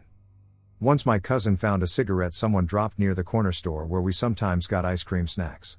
He kept it hidden for a day. When he thought the coast was clear, he used one of the lighters for the fire pit. He didn't even take a drag before our grandfather came out yelling at him, scaring us all to death. With 3 kids crying, begging him not to tell our parents, he gave us mercy as long as we cleaned the boat we've been putting off all weekend. Overall, my grandfather was a scary man hiding a kind center. One night after telling each other ghost stories to freak each other out, the worst happened. While everyone else was fast asleep, I urgently needed to use the outhouse. I hated going out at night. It might be only a few steps, and yet it felt like a mile walk. Things croaked off in the woods, which were perfectly normal noises for a forest. When you're a kid pumped up off of stories, those noises turn into killers and ghouls waiting to scoop you up. I went through the cabin to the back door, knowing I couldn't hold it until morning. There was a flashlight by the door. I turned it on only to have it flicker off. It was the kids' job to make sure the flashlight had new batteries. Occasionally we switched them out for the good ones in the shared Game Boy for a few more hours of playtime. It finally came back to bite us. Since the full moon was out, and I've taken the path 100 times before, I went on without the flashlight.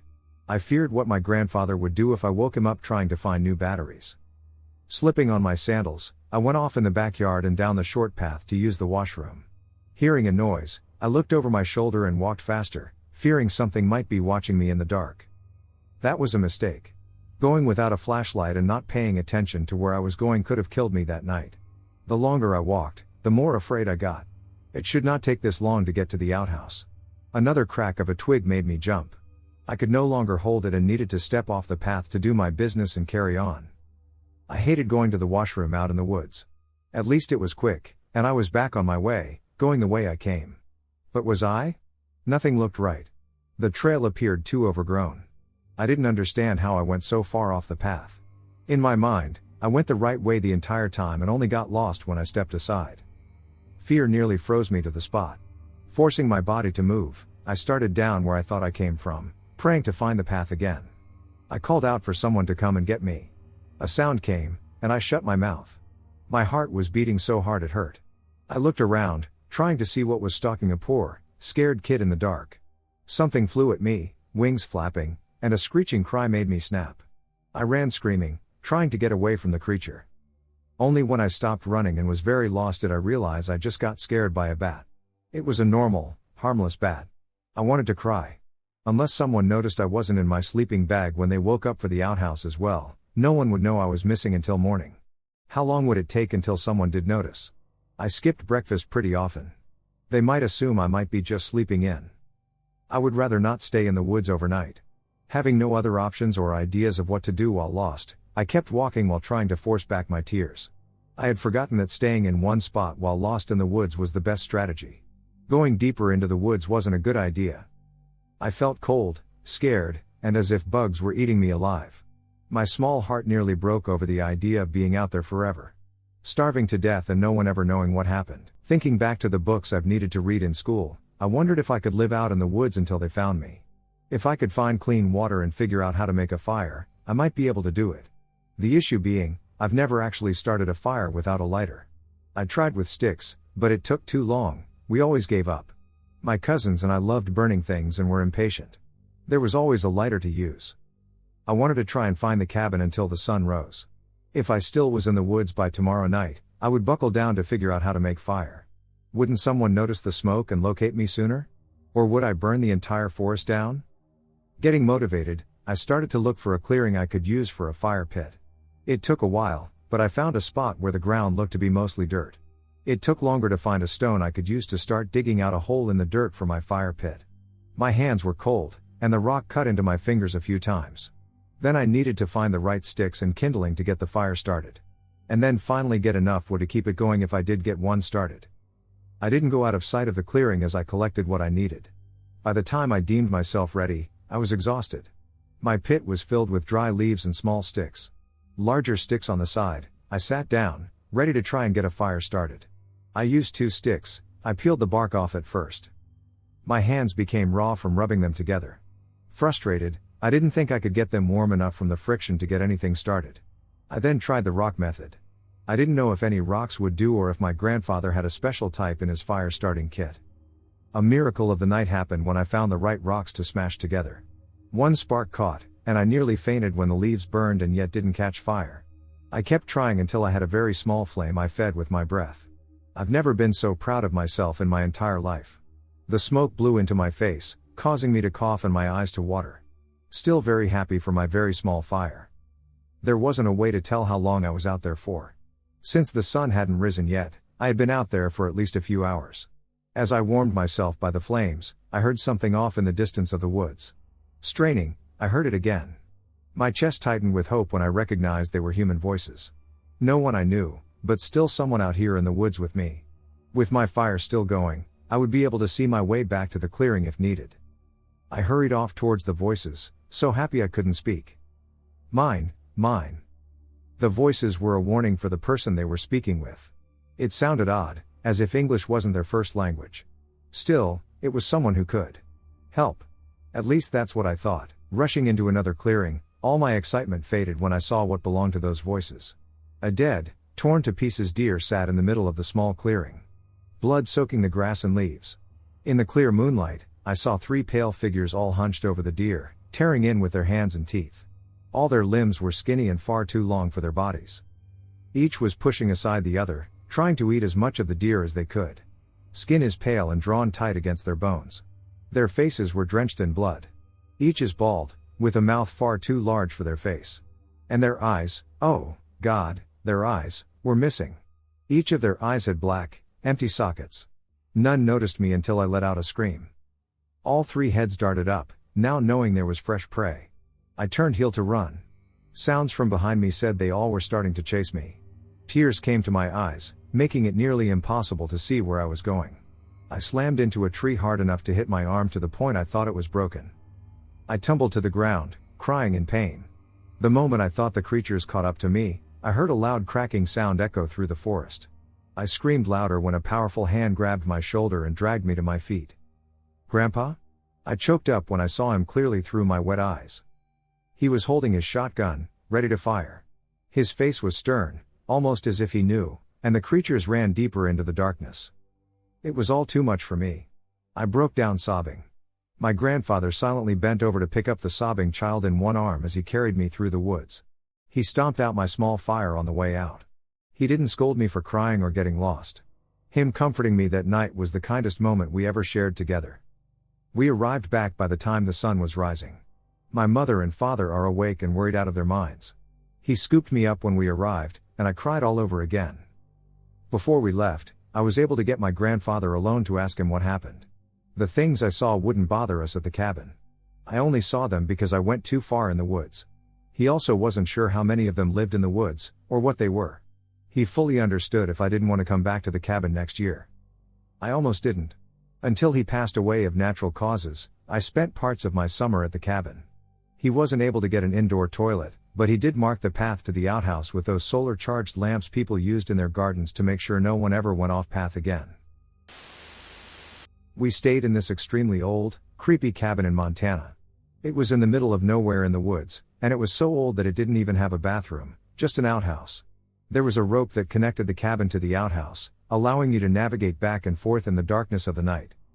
The cabin was super unsettling and had some strange details about it. The strangest thing was that there was this really tall bed in the upstairs loft where you had to climb stairs to get on the bed, and under the bed was this child-sized door that locked from the outside. Just bizarre. One night, my mom wakes up suddenly, overcome with fear.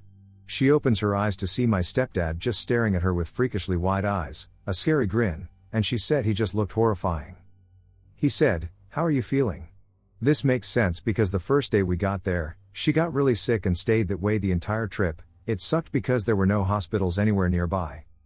As soon as he muttered this, she heard footsteps approaching. When she looked to see who was coming up the stairs, it was none other than my stepdad. He had gone to use the outhouse and was confused when she told him what had happened. She turned back to see who was in bed with her, but nobody was there.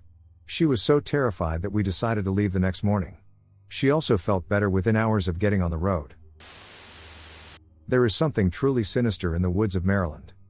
I never believed in monsters, witches, or any of that nonsense, but if none of those things are real, then what drove us out of a house me and my girlfriend were happy in? If there is no such thing as malevolent unseen horrors, then what did I see in those woods that I now know have been abandoned by God and all that is holy? I and my girlfriend had just graduated college and had to face the Herculean task of searching for a place to live with student debt and no job.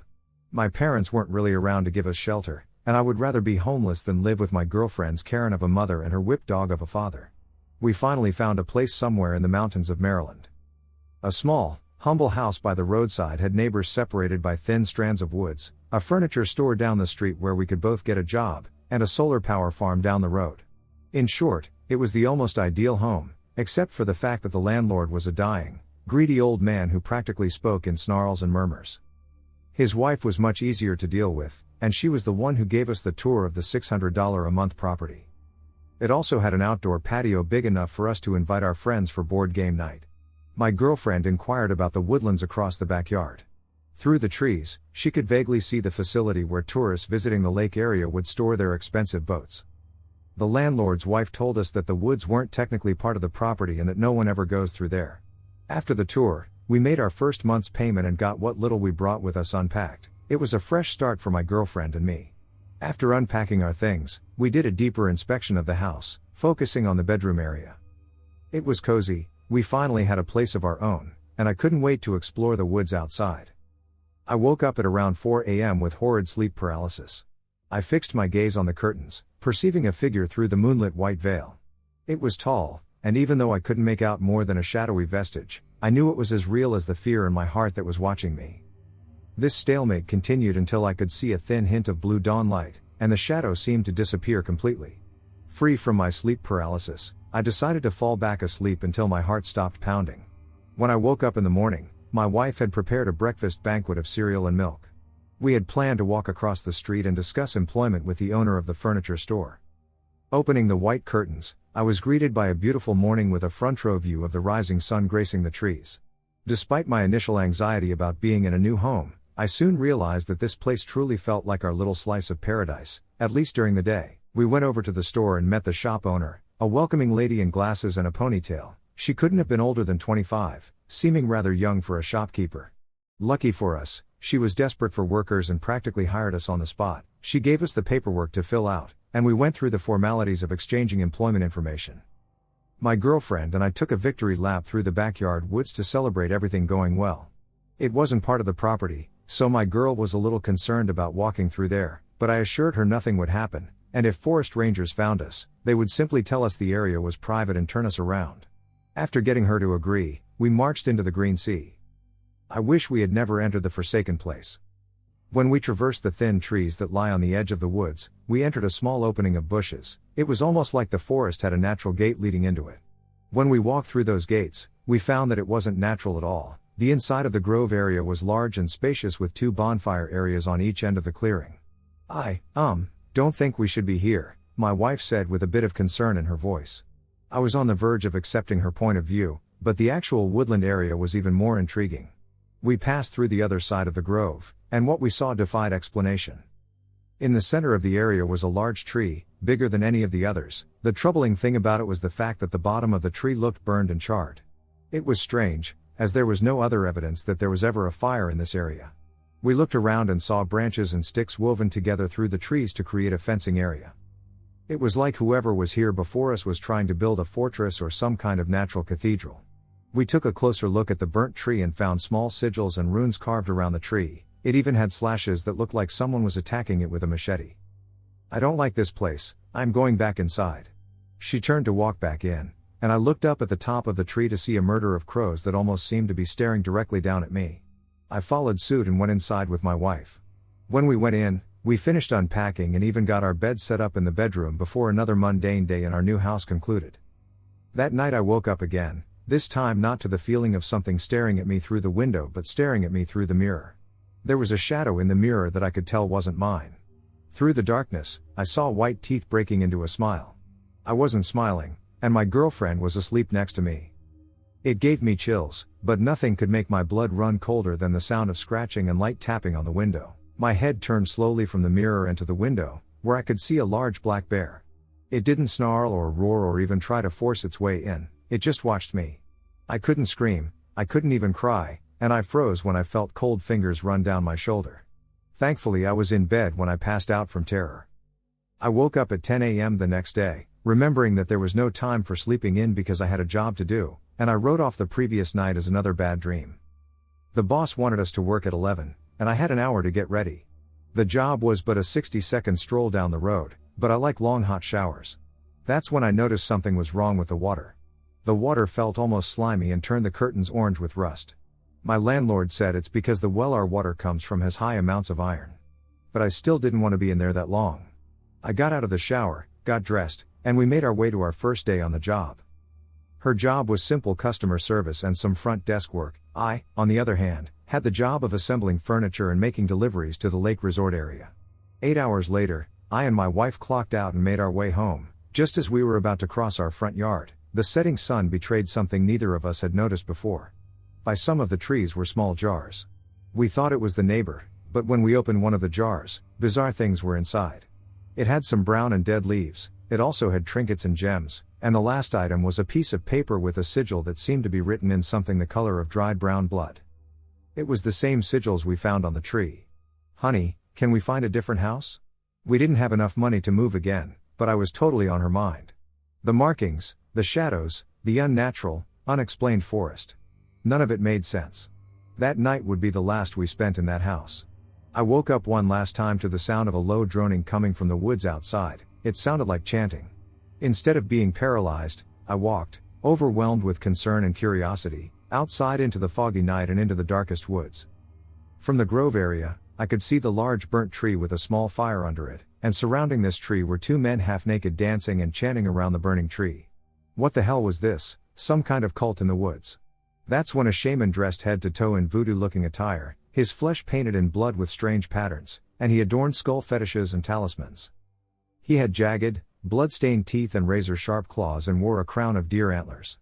That was no human being, I will tell you that right now. I swear he looked right at me, and the two men stopped their dancing to look at me as well with their white, dead, lifeless eyes. I turned and ran straight into the house and to the toilet, where I vomited the past 3 days' worth of fear and concern into the toilet. Honey, are you okay? It was my girlfriend. We need to get out of here now. Her safety was my #1 priority, and I didn't want her anywhere near those maniacs in the woods. On the way to a motel, I explained everything to her. I told her about the shadows and what I had observed in the woods. I could see why she would be skeptical, but she knew I wasn't lying. I never lied to her about anything, and she could see my fear was real. We still have our furniture store job, and we only go back to the house to pick up our things during the day. We live with her mom and father now, and yeah, she's a pain in the ass, but I will take some nagging over being sick with fear any day. I no longer hike in the woods of Maryland. My dad saw a ghost in a forest. My dad was around 13 years old. He, his dad, his uncle, and a family friend were up north in Minnesota sightseeing deer. They were watching the trees, the land. When they saw this blob-like figure. It came out of the forest just across some land. 8 feet tall, towering over them all. Yet, they only saw it from a distance. It was 2 feet off of the ground, slowly bobbing up and down as it moved. As if it were a ghost. Transparent, no features. Just a blob. It definitely wasn't fog, because this figure was moving, very specifically. Everybody saw it. After it moved across the grass, it went back into the forest, where it came from. My dad still swears to this day, almost 36 years later, that he had seen a ghost. I have visions of what this figure looked like, even though I obviously was not there to witness. So who knows what this was? A ghost? Not an animal, not fog. Help me. What are the sounds in the woods by my house? Throughout the last week, I have been able to hear a strange noise coming from the woods that are next to my house. For context, I live in a house that is on the side of a small cliff or ledge, and down the ledge a ways down a bit of a steep hill, the woods begin. I first heard the noise on Saturday. It was of a medium pitch and sounded like an animal yelling, so I assumed it to be a deer. There are deer that walk across the street and into those woods late at night sometimes, and I have seen videos of deer screaming before.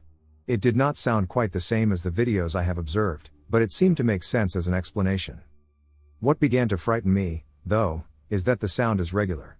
I heard it again the next night around the same time and at the same pitch. I looked at the clock when it happened and saw that it was around 1 a.m. It was also the same length as the last night, 2 brief screams and then silence. During that second time on Sunday night, I thought that the screams had a bit. They had a more distinct tone, resembling vocal human screams rather than those of an animal. I say this because the screams sound like they had the tone of fear. You know how you can tell if a scream that a person makes is one where they are afraid or one where they are trying to frighten something else or be intimidating. These screams sounded like someone who was afraid, like someone who had been quickly scared by something. I started coming up with a new theory because thinking it was a deer was causing me to be frightened. It felt uncomfortable to think that an animal could sound that way. I started to think that maybe there were kids in the woods playing some kind of game. There are a couple of kids who live in the house next door to mine. They are not adjacent to the woods like my house is, but they have gone in there to play before, so I am happy with this theory for a while. On Monday I went to my neighbor's house. I asked the mom if she had been letting her kids play in the woods late at night over the weekend.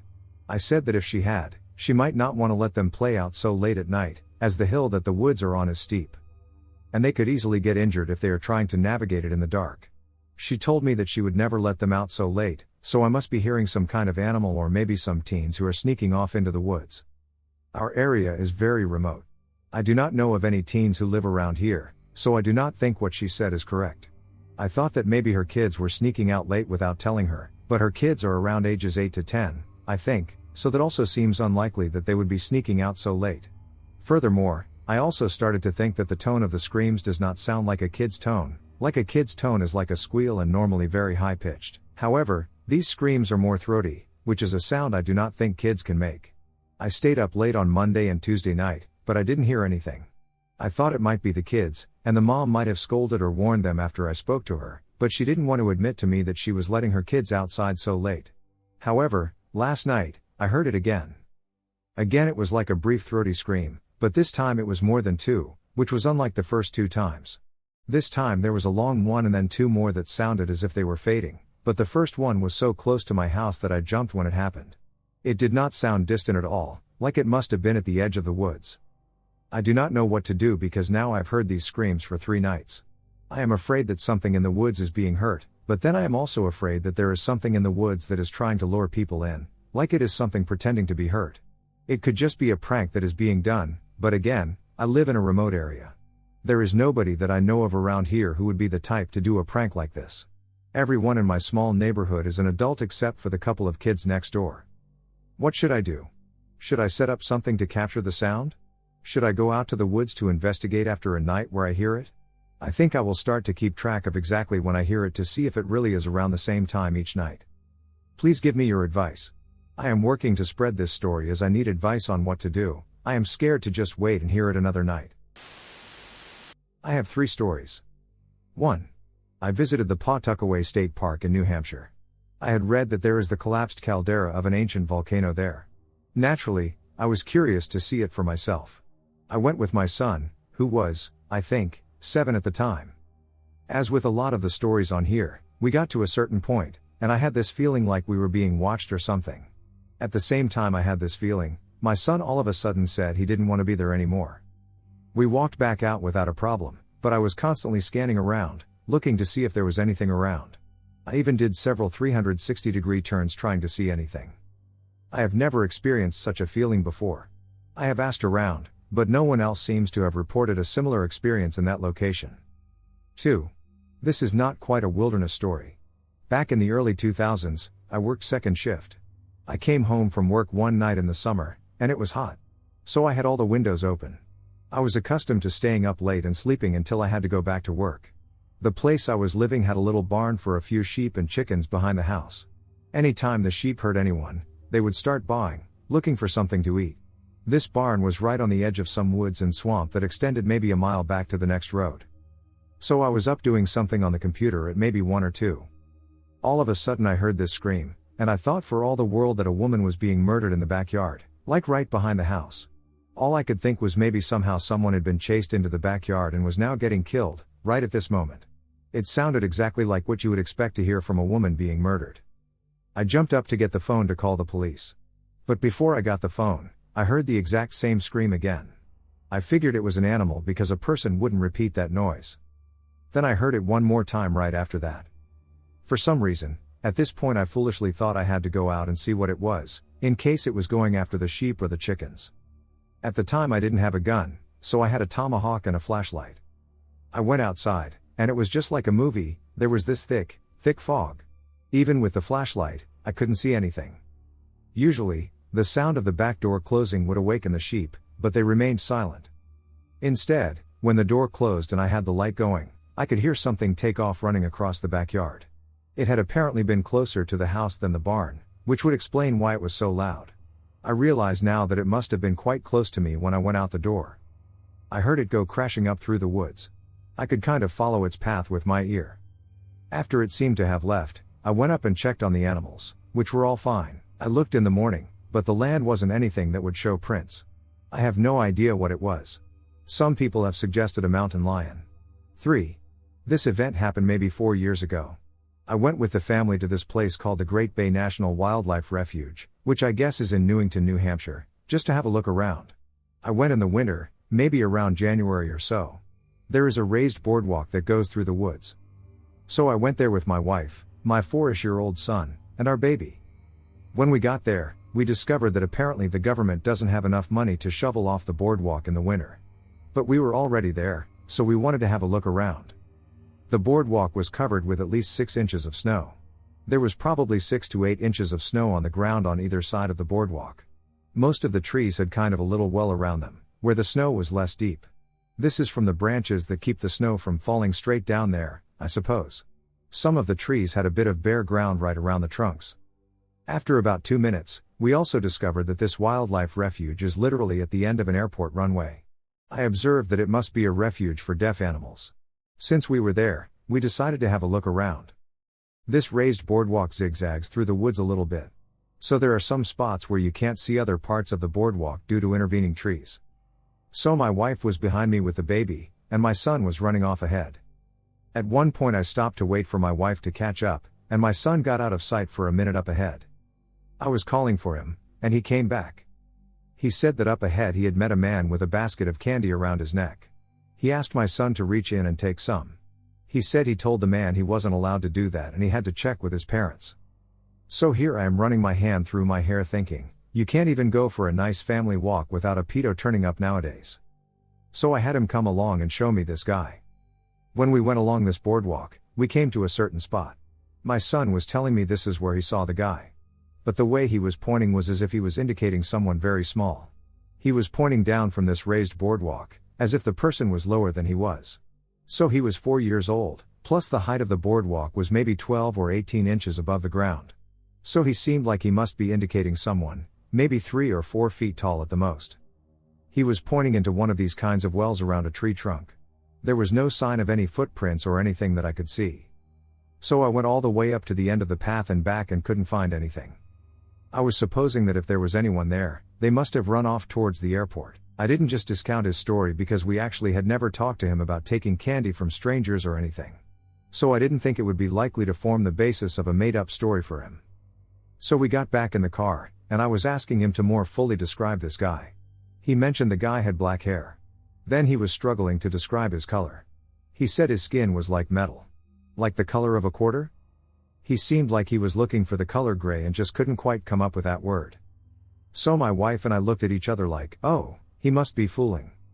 But I kept thinking about that as time went by, because it just didn't seem like something he would make up. So a few months later, just for fun, I typed his description into Google to see what would come up. I put in something like 3 feet tall, black hair, gray skin, maybe in the woods or something. And one of the things that came up was something called a pukwudgie. It was stated that they were a small group of people who had previously been friendly with the Indians living in this area. But subsequently they had had some kind of falling out, and the pukwudgies became kind of the enemies of the Indians and would do bad things to them if provided the opportunity. More recently I have read that they are supposedly still friendly with the Anishinaabe further west of here. So I was reading some article about them, and it said they were very short with black hair and gray skin. I was like, holy shive. So I googled some pics and mixed them with some other stuff and showed them to my son without saying anything. He immediately pointed to one of the pukwudgie drawings and said, that's the guy I saw. I was like, whoa. Naturally, I have not ventured within a mile of that location in the past. Hunted in the woods by an unexplained entity. I used to be a heavy alcoholic, it was consuming my life, and it caused me to lose a lot of things around me. A close friend of mine, deciding to help, gifted me a beautiful German Shepherd companion. My friend offered to help me train the dog in obedience and personal protection, but it was only at his home. Now to give this context, my friend lived in the middle of absolute nowhere. Once it's dark, you can't even see your hand in front of you. He was very well prepared, but anything about 15 miles out is complete desolate mountains covered in dense forest. You get lost, you're screwed. We had a deal that once a week I would drive out to go do this training. Since he lived a considerable distance from me, I always packed for the worst. So on this particular day, my friend offered to let me spend the night at his house. He knew I needed someone to talk to as I was going through a very depressing time in my life. I ended up declining. I was worn out and wanted to just get home and mope quietly. This happened in October, so it gets cold but not as cold as the later months, and on that day the forecast read 86 degrees. I got into my truck, and my dog whined. He wanted to sit in the front with me. I cheekily agreed, knowing I had to drive slowly anyway. I had to drive very slowly since it's going down a very steep mountain with only one road to get up to his place. I moved all my stuff to the back seat of my truck, and my dog jumped in the front seat. As I'm driving down the mountain, it is suddenly getting very dark and very foggy. My friend texted, but I would rather not read it since I was driving and very nervous due to the visibility being low. It suddenly started raining, and then the worst happened. My truck began to slide off the mountain. I slammed on my brakes, but it was too late. I grabbed my dog, held him next to me, and then I heard a crash and blacked out. I woke up to the sound of my dog whining and barking, licking my face, and trying to wake me up. I opened my eyes and grabbed my dog, hugging him and making sure he was okay. I wasn't concerned about the truck, he was a priority. Luckily, he was okay, just shook up, understandably. I was listening to music when my headlights broke, making it difficult for me to locate my phone. Luckily, my radio light was just bright enough for me to see my phone, and when I shined the light, my heart dropped. I flew off the mountain, and the only thing that stopped me from falling off a damn cliff was 3 trees that were just growing on the side of it. We would have been killed.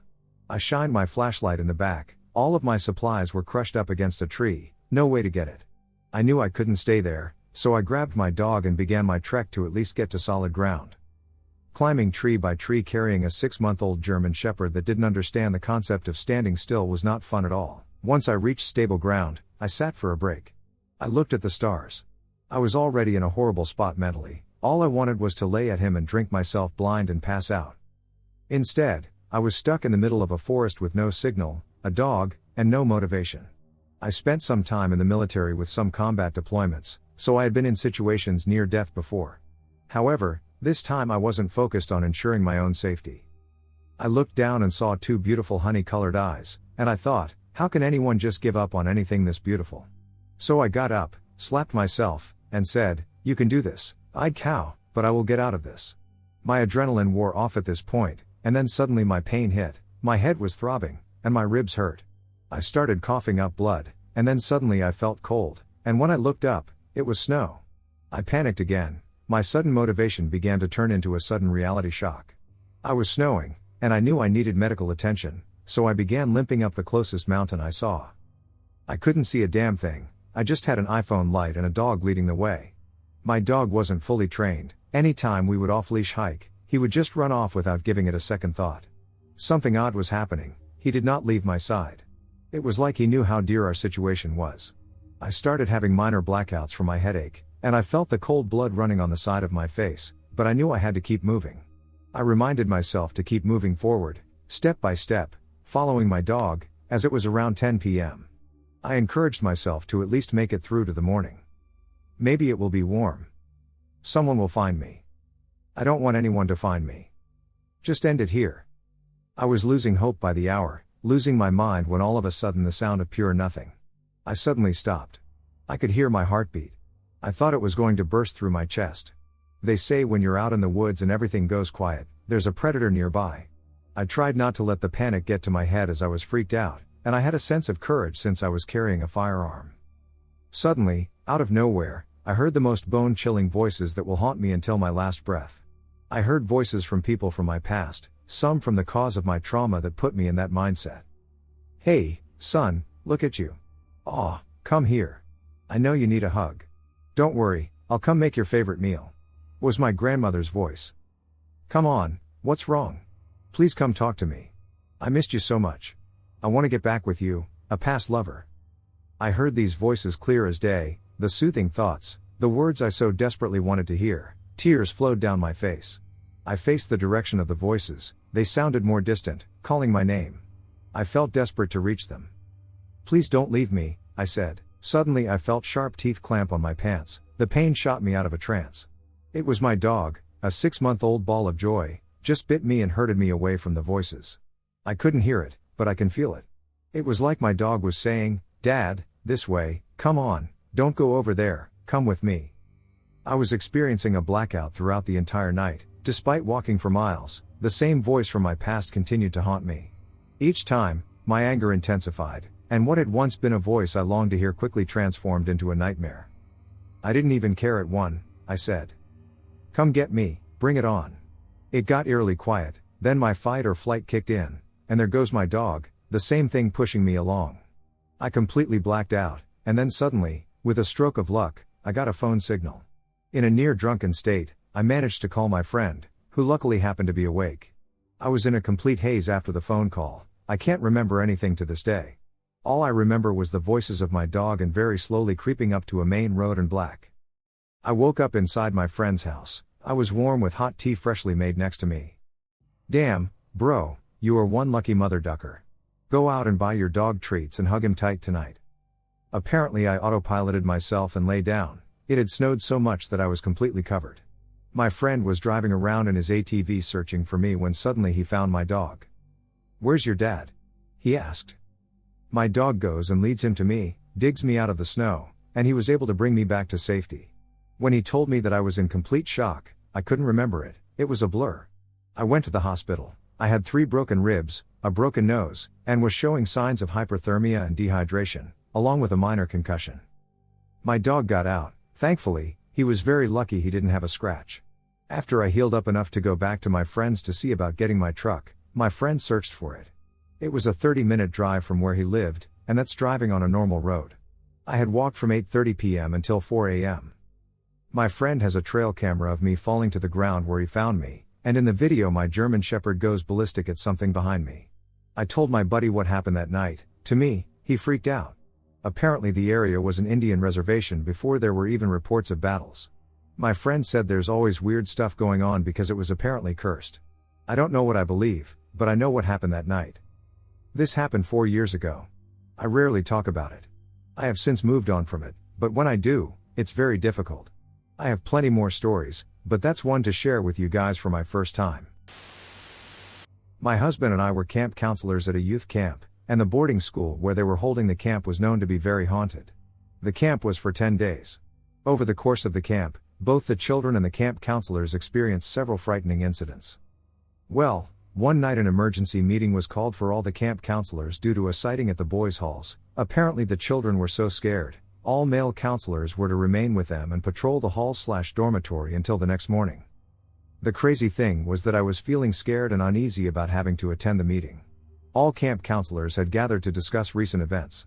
During the meeting, I remember wondering where my husband was and whether he was present. Well, I searched the rows hoping to find him, and there he was sitting down, among the other counselors. He peered out and gave me an odd smile and waved. I turned away to talk to my friend and asked her, did she see my husband there too? And the minute I looked back, he was gone. I freaked out and started calling out my husband's name, and then everyone asked me what was wrong, and I said I just saw my husband. Where is he? He's here, right? And my head camp counselor comes forward and tells me your husband is asleep at the dorms, he's not well. I was taken aback. I can still recall the face and the peculiar smile, but I was certain that it was not him. It was almost sinister. The thought of it still gives me the chills. Furthermore, the next day I asked my husband where he was, and he confirmed with me that he had gone to sleep early that night and missed the meeting. I've never shared anything before, but something strange happened to me in the woods today. I typically biked about 10 to 15 miles into a local state park every other week or so and came upon a wooded trail that would lead into a hiking-only area. I sometimes decide to ride these, as it is really fun to deal with the terrain, but I hadn't done this one specifically before. Anyways, I get to the opening of the trail and hear a bird sound, except it was low and fluttering. It couldn't have been a bird because something was off about it. Remember, this is Florida swampland, with a dried-out swamp surrounding the trail and a small wooden bridge marking the start of the hiking trail. I stop the bike, take out my one headphone, and just listen. The noise fades further away, as if further down the trail. However, the distance doesn't match the trail. It's located off to the side, and the noise suggests that it's on the deeper wooded side of the trail. In my head I was thinking, it knows I'm here yet still makes its presence known? This is not the typical behavior I've encountered with wild animals. Usually they'll flee, go silent, or run from you. It was as if it knew I was there but wanted me to start the trail and check what it was. I got spooked. Something told me the noise made no sense because this bird noise was much too low and couldn't be made by a bird. It'd require a larger vocal cord. I turned my bike around, exited the wooded trail, and returned to the main trail. However, before I exited the entrance of the trail, I heard the noise just over my left shoulder but louder. This made no sense. The distance it would have needed to cover in those few short seconds was unbelievable. If measuring from the previous noise, it'd be at least 60 yards in 5 seconds. I knew this couldn't be normal because I didn't even hear any bushes rustle or the sounds of footsteps. Furthermore, I was surrounded by thick palm/dried vegetation, a swamp, and multiple trees. I would have heard it moving 100%. I pedaled hard and went another 20 to 30 yards to the corner of the trail that led to the trail opening, and then I heard it again from the woods, just over my left shoulder, yet this time it was even closer. I was only 10 yards from the clearing to the main trailhead and biked my way the hell out of there. I have no idea what it was and am certain that it was no bird. There isn't any way in hell that was a bird, because what bird chases you? I ran into a gator and wild boar less than 10 feet from me on this bike ride, but neither of those encounters spooked me like this. I'd love to hear what this community thinks, because I am at a loss for words. I have never been the same. I am an avid hunter. I have been hunting for my entire life, even before my father allowed me to carry a weapon. The woods are where I find peace and relaxation, and they truly make me feel at home. When I was about 16 or 17 years old, my father, my best friend at the time, and I went for a weekend of hunting on some private property we had access to in southern Ohio. The land was a giant farm with a couple hundred acres for us to hunt, most of which were crop fields, but there were also a few acres of thick timber where the deer liked to bed. The landowners were composed of 3 siblings, a brother and 2 sisters. All 3 of them were down-to-earth people.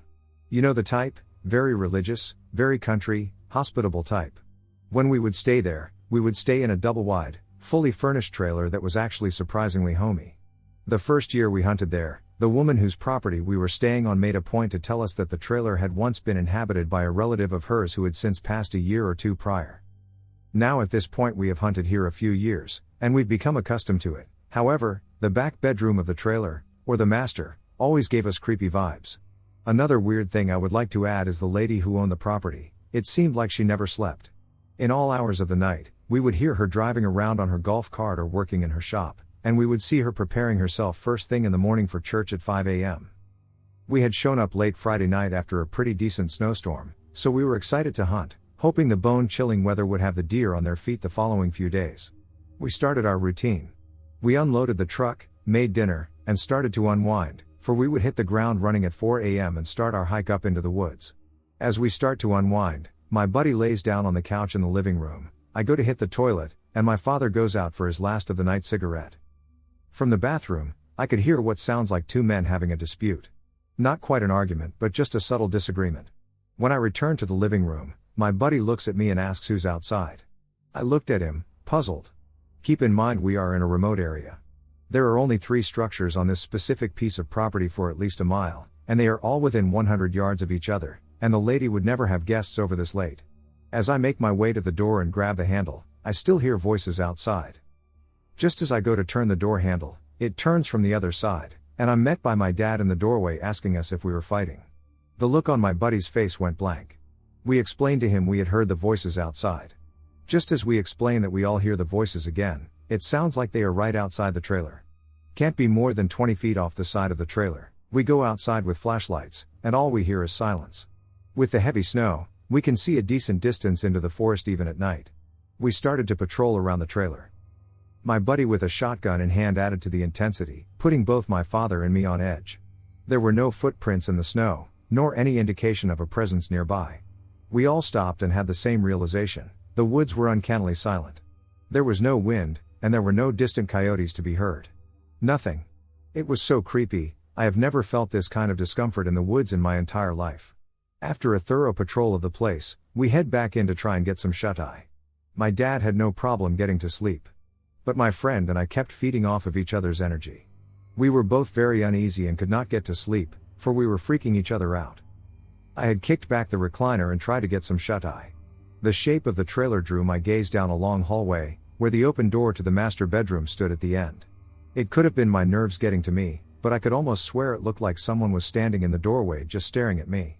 It looked like a tall, roughly 6-foot, bearded man was just looking down the hallway.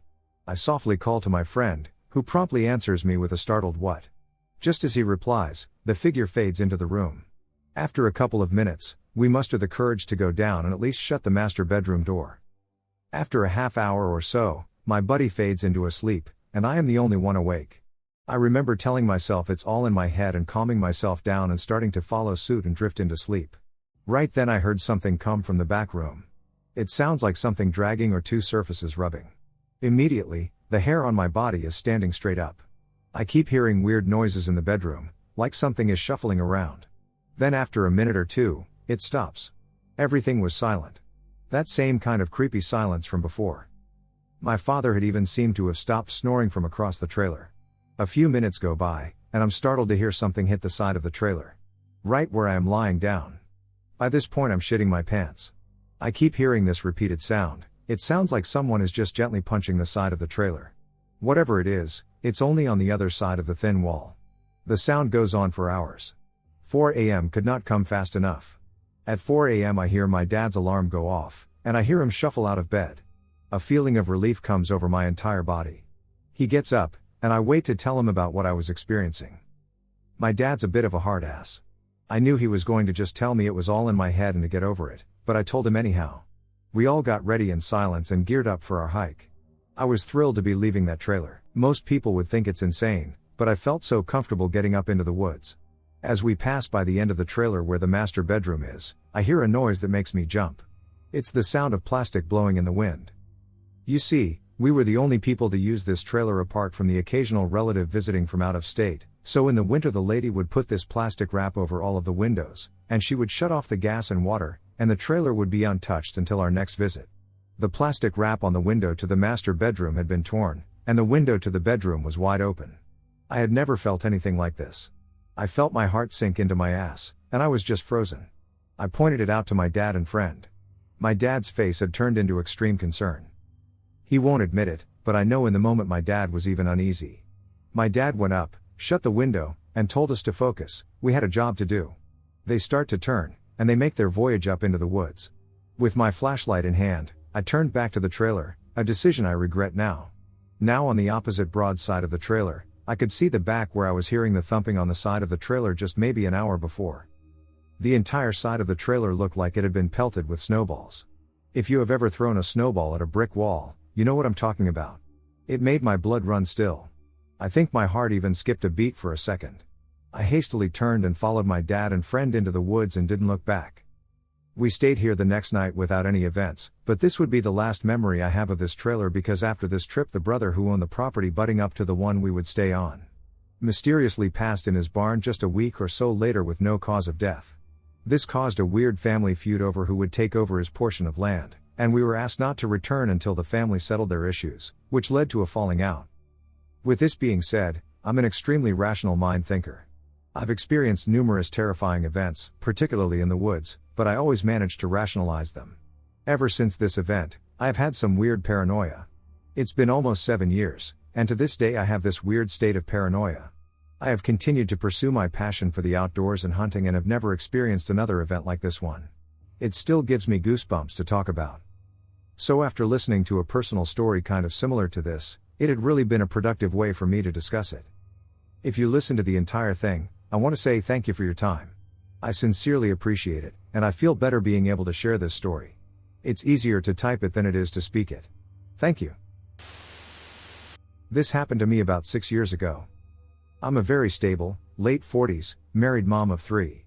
I'm an American but have lived in northern Germany with my family, in a small, relatively rural community, for 20 plus years. I know this environment very well and am bilingual. As I often used to do, I would load my female Labrador Retriever into my car and drive about a mile outside of our village into the countryside a little so my dog could get out and run free. She was a wonderful dog, attentive and very devoted to me. She stayed in my area when we were out in the country, and we both stayed relatively close to my car. I would smoke a cigarette out there, and she would run around.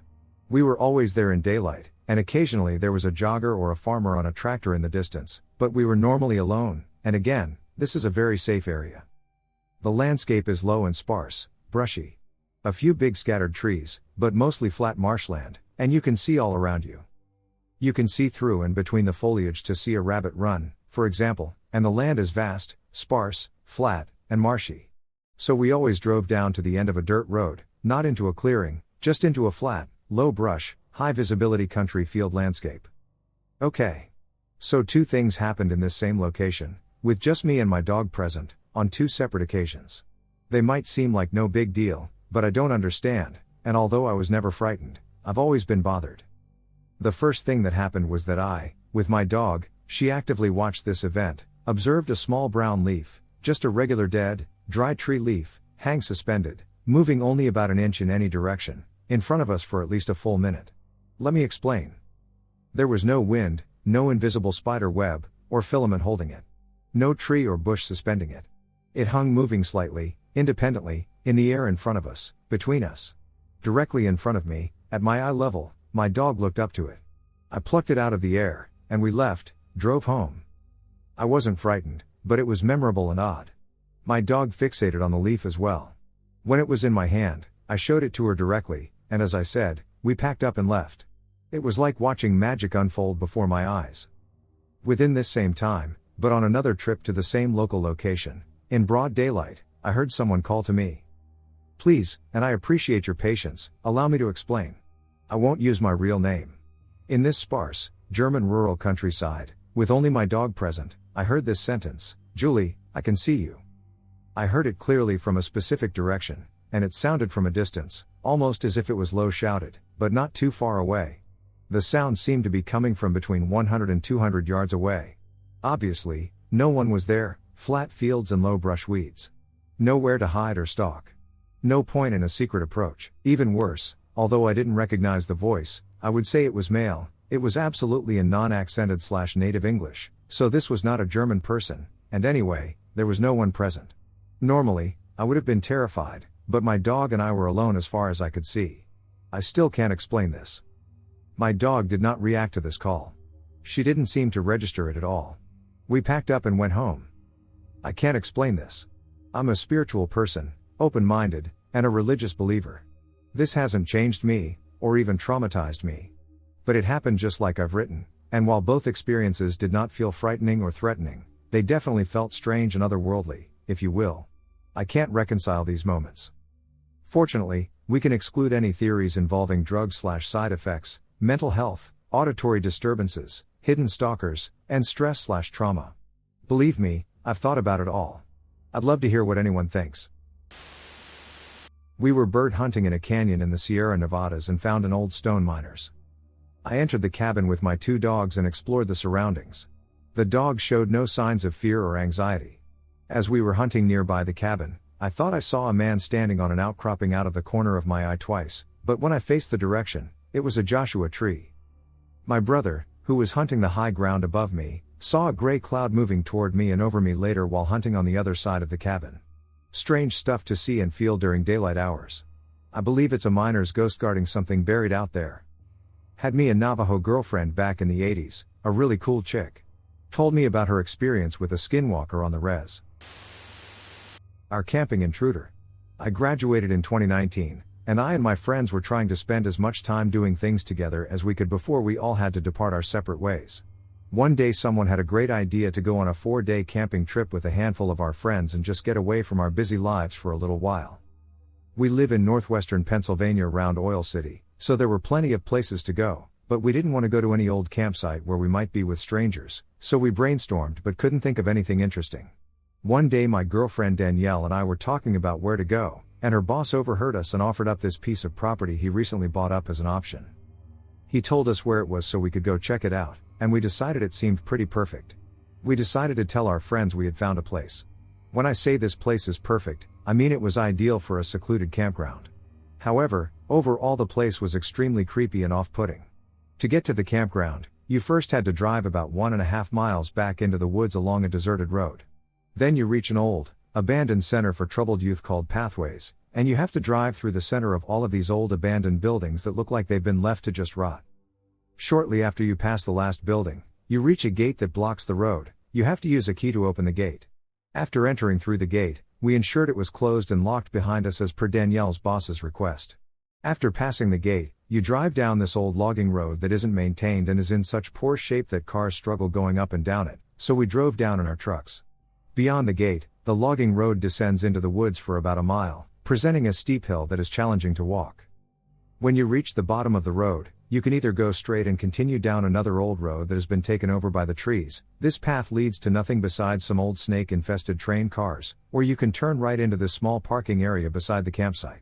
The campsite sits right beside the road, but it's down a little drop-off so the road actually overlooks the entire campsite.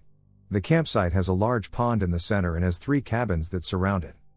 One right beside/below the road, one a ways up the road that you can only access when we have a drought because the pond overtook the road to it, and one on the far side of the pond opposite the first cabin. This third cabin is only accessible by this 20 feet wide dirt dam that runs the length of the pond. On one side of the dam is the pond, and the other is a nearly very old drop of around 120 feet. All of these cabins sit in a valley surrounded by steep, cliff-like walls that are too steep to walk on. With the dam and pond blocking either end, it feels secluded, yet something feels off about this place. I remember that first time seeing the place, thinking that it felt like Camp Crystal Lake from Friday the 13th, but we just ignored that feeling and decided nothing could possibly happen. We all brought tents because we wanted to actually camp rather than stay in a cabin, and also because the cabins were basically abandoned since the 1980s, so they were extremely run down by the animals that had found their way inside. I, Danielle, my friend Nick, and his girlfriend Hannah all pitched our tents beside each other on the dam because it was the flattest area available. My brother Zach and my friends Jimmy and Brandon all decided they would rather not mess with their tents, so they just threw sleeping bags on the floor of the old cabin by the road and slept in there. The first night was pretty normal, and nothing unusual occurred. The second night, all of the guys decided they wanted to play a big game of cops and robbers all over this campsite once the sun set so we could hide in the darkness. It was something we would play often. So we split into our teams and went off playing. Everything was great, and Nick and I decided we wanted to go hide in the far cabin across the pond. We went over, and immediately we both felt like someone was watching us, but neither of us really said much to the other at the time. The round went on, and the other guys eventually found us in another cabin. Around this time it's about 11 p.m., and before starting the next round, we stood outside of the cabin on the far side of the lake, just asking about what to do next. We were standing on a cement slab, with Ed and our flashlights facing the ground, when I noticed that we were surrounded by a pile of broken glass. I didn't think much at the time. While we were standing here, we started hearing the sounds of a big animal walking around on the side of one of the steep hillsides behind this cabin. The animal then starts to growl, but it was faint enough that we knew it wasn't right beside us, but it was definitely close. The strange thing was that none of us could identify the growl, despite most of us being experienced hunters and spending a lot of time outdoors. Although we didn't know for sure what the animal was, we did know that it was big and that we were in a location that was known to have bears. We decided it would be best to go to sleep for the night and that the animal would most likely be gone after the night. We all go back to where we slept the night before, and I begin talking to my girlfriend in my tent. About an hour goes by, and I start hearing heavy footsteps around my tent. I yell to Nick, who is 10 feet away in his tent with his girlfriend, "Hey, are you out of your tent?" The footsteps stopped, and I heard Nick yell back, "No, I'm lying in my tent." I didn't believe him at first until I heard his girlfriend yell, "Tyler, he's in the tent with me still." I yelled back again and said, "Do you hear that?" And he said he did hear it. We mutually agreed it was probably the animal, but our girlfriends were both freaked out by this and asked us to go check it out to make sure. We gathered the other guys, and each of us took a weapon in case we encountered this large animal. I had an axe, Nick had a hatchet, Zach had a lit torch we made earlier in the day, Jimmy had a shovel, and Brandon had a mountain pie maker. We walked all the way to the far cabin without seeing anything, assuming we had scared the animal away. Then right before we turned around to head back, I looked down and noticed that there was a small skull sitting where the broken glass was, and it was clearly fresh from the color of the bone, but it was thoroughly cleaned off like someone scrubbed it. We walked back to the tents and talked about what we saw and what we wanted to do. The consensus was that we would stay the night and leave in the morning. We all went back to sleep, but before I fell asleep, I noticed 3 distinct flashes. I asked Danielle if she noticed them, and she did. My initial reaction was to see if it was Nick, but Nick yelled back at me that it wasn't him again. I knew it couldn't have been anyone else because of how the tents were set up. Nick was closer to the road while I and Danielle were closest to the far cabin. The flashing was coming from the far cabin, and with how my tent was set up on the dam, someone would have had to walk within 10 feet of my tent without me hearing them. The flashing kept getting more frequent and closer until I realized it was a camera flash. Someone was taking pictures of our tents as they walked closer to us. Nick and I both agreed to run out of our tents to confront whoever it was. We jumped out, and I grabbed the shotgun I brought in case of an emergency. We didn't see anything. Whoever was taking the pictures just vanished. All of us decided to leave for the night and return in the morning for our stuff. When we came back in the morning, the first thing we did was look for signs that someone had been there. Immediately we found their tracks. There were tracks that led up this nearly vertical wall of the dam that is all but impossible to climb. We tried, and the ground gives out with every step you try to take. From there, they went directly behind my tent and stood in the areas we saw the pictures coming from. This was enough for us to want to get out as quick as we could. We packed our gear up and got out. We still avoid nights at this campsite. Accounts from working in the wilderness. For about 2 years I worked as an instructor at a therapeutic wilderness program in Western NC. I was responsible for at-risk youth, and my job included all the responsibilities and nuances associated with that. Shifts ran 16 days straight, on the clock 24/7 of that time, and all were spent backpacking. Most of the action takes place in Nantahala National Forest, DuPont State Forest, and Panthertown Valley. Here are some of the creepy things that happened to me and my groups out there. Teased by a hillbilly. While I won't go into too much detail about programming and wilderness therapy, I do need to explain certain aspects of the job, so please bear with me. Some of these kids pose a flight risk because they are not voluntarily enrolled in the program. To minimize the success of potential runaways, staff are required to sleep under an open tarp in between the doors of the tents. Often our setup looked like two tents facing under a large A-frame tarp with staff sleeping between. Another safety measure is known as a boot line. The kids' boots stay lined up under the gear tarp at night. Hard to run in your camp Crocs. Anyhow, the boot line is visible under the sleeping tarp. On this specific night, we set up camp in some of the program's most remote locations. We simply referred to it as Parkway Expo because our expedition often began with being dropped alongside the Blue Ridge Parkway and hiking into the rugged wilderness that surrounds it. It's a spot called Wet Camp Gap. From the sleeping tarp, I can see the boot line across camp in the direction of my feet. It's my job to wake up once every 3 hours for silent head count. I wake up for my 3 a.m. check and turn on the red filter on my headlamp. I have a weird feeling. I first scan the boot line. Something isn't right. It takes some time to register the 13 pairs of boots. Usually, when something doesn't feel right, a pair or two are missing, and a kid or two are gone. There are only 12 kids, but at the end of the boot line, there's an extra pair of tall men's hunting boots. Staff boots aren't kept there. As this dawns on me in my sleepy haze, I snap to reality, sit up, and switch to my white light. It casts light across the camp, and the second the light fell on the hunting boots, the man who had been standing in them the whole time suddenly turned and walked off into the brush. That was a moment of sheer terror as I jumped up after him. He was long gone by the time I wiggled out of my sleeping bag. The following day we were packing up and making breakfast when a group of 3 men walked through the field we were in. The trail runs right through it, so it's not unusual, but they emerged from the woods at an unusual angle, perpendicular to the trail. I was over in the far corner of camp with one co-instructor doing a daily briefing when they entered just a few yards away. They stopped and looked at us. All were armed. I recognized someone's boots immediately. "Gave me a scare last night," I said. None spoke. They simply stared blankly. "You guys, okay? Are you lost?" Still no response. The situation feels uneasy as they stare at us, gaze unbroken. "Here, let me show you my map." It's already in my hand. I get up from the stump I'm sitting on and approach. The trio suddenly turns and walks across the clearing and out of view. I was glad we were moving the opposite way and only had one more night until our pickup and transport to base camp. That final night we're all sound asleep. We fell asleep around 2 a.m. A blood-curdling scream breaks the night. It's my female co-instructor. She's frantically running her fingers through her hair and is completely inconsolable. I get her away from the group and calm down enough to speak. She says she woke up to what she assumed was a large spider or a mouse in her hair, but when she turned on her headlamp, she was greeted by the face of the tall, booted hillbilly in night vision goggles. He'd gotten almost a full braid in before she woke up, and he fled. We never saw any more of them, but she never came back for another shift either, the poor thing.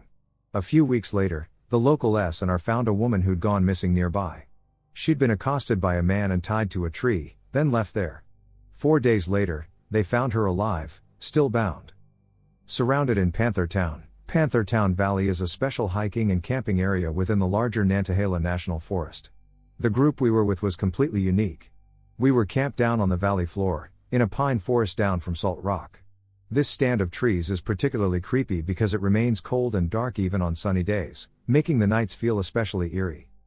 As 9 p.m. approaches, we gather around the fire for our nightly circle. The quiet evening ritual is broken by a giant crash. The crash occurs near our bear hang, where we had hung all our food from a tree to keep bears and raccoons out of reach. We all boot up and run over. The bags are all lying on the ground, but no animals are in sight. Had the rope snapped? No, it came untied. I joke at my group's expense about shoddy knot work. They re-secure the setup, and we return to camp and settle into bed. About midnight. Bam! The bags have fallen again. Now I'm mad. I don't like waking up to re-hang food because of something as preventable as a second botched knot. I just wake up the boys. They swear they secured it properly. Doesn't matter, we have to re-hang it anyway. Everyone boots up and drags over. This time I'm going to tie the damn knot. I'm mid-lecture/knot lesson when, Across the stand of pines, the dying fire suddenly goes black with a hiss and our tents disappear into darkness. It wasn't raining. Someone had just doused our fire. We can hear their footsteps. They are now following us. We grab the food bags and run back to the tents. Nobody there. Footsteps all around us in the woods. Branches are being broken off trees everywhere. This event went on until at least 4 a.m. The next morning, the only evidence was a plethora of freshly broken off pine branches and a half-charred baby doll hanging from the rope where our food had been.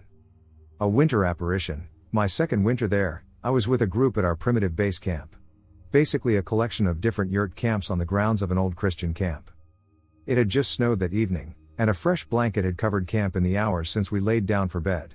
At about 1 a.m. a student woke me to go pee. I was required to stay awake until he got back in. He did his duty, then returned to the yurt. "There's somebody out there," he whispered nonchalantly. "Huh?" I said. "I saw somebody up by the fire pit just now. A dude in a flannel shirt was just standing there." I got up and looked out the yurt window. Nothing. I figure he's probably just out of it. We go back to sleep. About an hour or so later, I have to pee. I slip my camp shoes on and walk outside the yurt. Upon returning, I glance up by the fire pit to see a man standing there in the moonlight looking at me. I could see the plaid pattern on the flannel, it was so bright. I immediately went for my brand new high-powered hand light and cast 900 lumens at him. He vanished before the beam hit him. Just gone. I awaken my co-instructor, and we scour the camp to ensure there isn't any ongoing activity by another group, but we find nothing. Even more unsettling than that, there's not a single footprint in the fresh snow around camp. No place for a carnival. One last story I have from that job. This story still bothers me. The mystery of the staircases in the woods brought it to my attention. I was leading an expedition over the Devil's Elbow from our main base camp into Panthertown Valley. We had decided to spend a day on a nearby detour to some waterfalls. We'd seen 2 so far and were deep into a bushwhack looking for a third one. We were struggling through a thicket of briars and brambles when suddenly everything cleared. There were no trees, bushes, or briars in sight, just an overgrown grassy clearing. Dead in the middle was a rusted old Ferris wheel. It wasn't huge, probably only 30 feet high and obviously built for smaller children.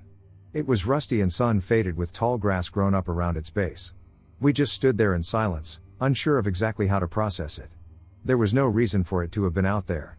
Somebody, at some point, hauled that thing in piece by piece and assembled it there. The question is why? Our hunting/camping trip from hell, Australian scary forest encounter. My friend James and I decided to never retell the events of this hunting trip, but I felt it necessary to tell people to move on. I have spoken with him, and he reluctantly agreed that it wouldn't hurt. I will be heavy on the detail in case any of you guys pick something up, just know I changed our names but no one else's. I had recently quit my job and started doing a course. I was sick of my job at the time and wanted to study and get a proper formal qualification, as I never went to university and kicked myself for it. My friend James is a small business owner who is seasonal, so he had time during the winter. I was on a break from the private college that shut down twice a year, so we decided that since neither of us had shot a deer that year, we would try to fill our freezer with venison in our downtime. We had both just received our license, which allows us to hunt in state forests in NSW, Australia.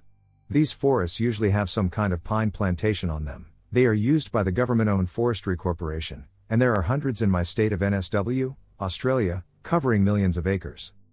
The forest we had chosen was Mount David State Forest, which is located on the other side of the Blue Mountains and is about 16,615 acres. We chose this massive expanse of land because I heard good things from several friends about it, and it reportedly has wild pigs and fallow deer. So the trip was planned, and on a frosty Friday morning in July, Southern Hemisphere, remember, we set off for what was supposed to be a 4-day hunt. The drive was great. We spent the few-hour trip talking about life, previous hunting trips, etc. When we got near where we were supposed to be, mobile reception dropped out, which was of no surprise. Most places you go hunting have zero reception. It was about 11 a.m. at this time. The trip was slow due to my mate's incredibly large addiction to coffee and his seemingly minuscule bladder. I think we stopped 3 times. We had been driving on dirt roads for a few kilometers now, and we were starting to come up to some pine plantations, but we weren't sure where to turn in, so we kept following what we thought was the entry road. It was here the first weird thing happened. We rounded a bend in the road to reveal a man sitting in a ute, pickup truck for our American friends, with a giant dog on the back. It was strange, we hadn't passed a vehicle in miles, And yet here this guy was drinking a can of beer at 11 something in the morning. It was as if he was waiting for something or someone. I mean, why would you just be sitting there on a dirt road in the middle of the day doing nothing? We slowly rolled alongside him, greeted him with "G'day," and inquired about the location of the forest sentry. He appeared to be in his 60s, with a large, full, gray beard, all of his teeth, and was dressed in a dark blue jumper, commonly referred to as a sloppy Joe, and blue jeans. He started telling us that there had been deer around and blah blah, just general stuff you talk to strangers about when in the country, while he sipped away on his beer. Eventually, after 10 minutes of talking, he offered to show us the entry to the forest. As we were following him, James mentioned how strange it was to be in the middle of nowhere and to come across a man just parked on the road, and that he was almost overly keen to help, but I pointed out we were in the country and people are generally more helpful and friendly. Once we got into the forest, the man pulled over, and I again pulled alongside him, and at this point we did introductions. He said his name was Slim, I said I was Kevin and introduced my mate James. He offered to show us around the forest and potential camping spots. I said, thanks, but we'd be fine, but he insisted, so I felt obliged to do so just to entertain him. Whilst following him around the pine plantations made day turn to dusk, it is really dark among 20 to 30 meters high pine trees and gives it an eerie feeling. James pipes up and goes, there is no ducking way we are camping where he suggested. We don't know who he is, we have all our gear here, and he could want to know where we'd camp so he could come back and steal our stuff.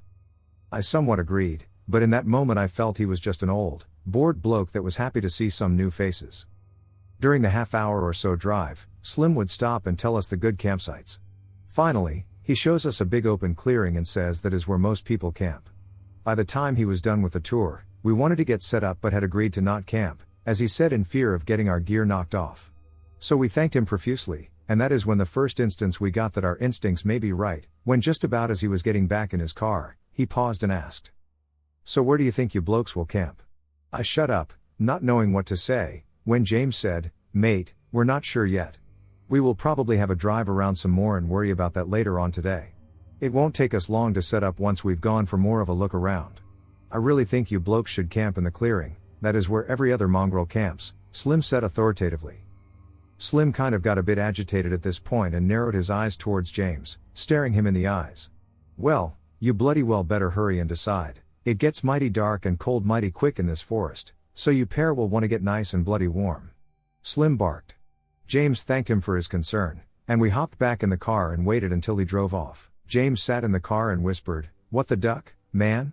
I looked and shrugged, not knowing what to say but feeling far less comfortable than I did 45 seconds before.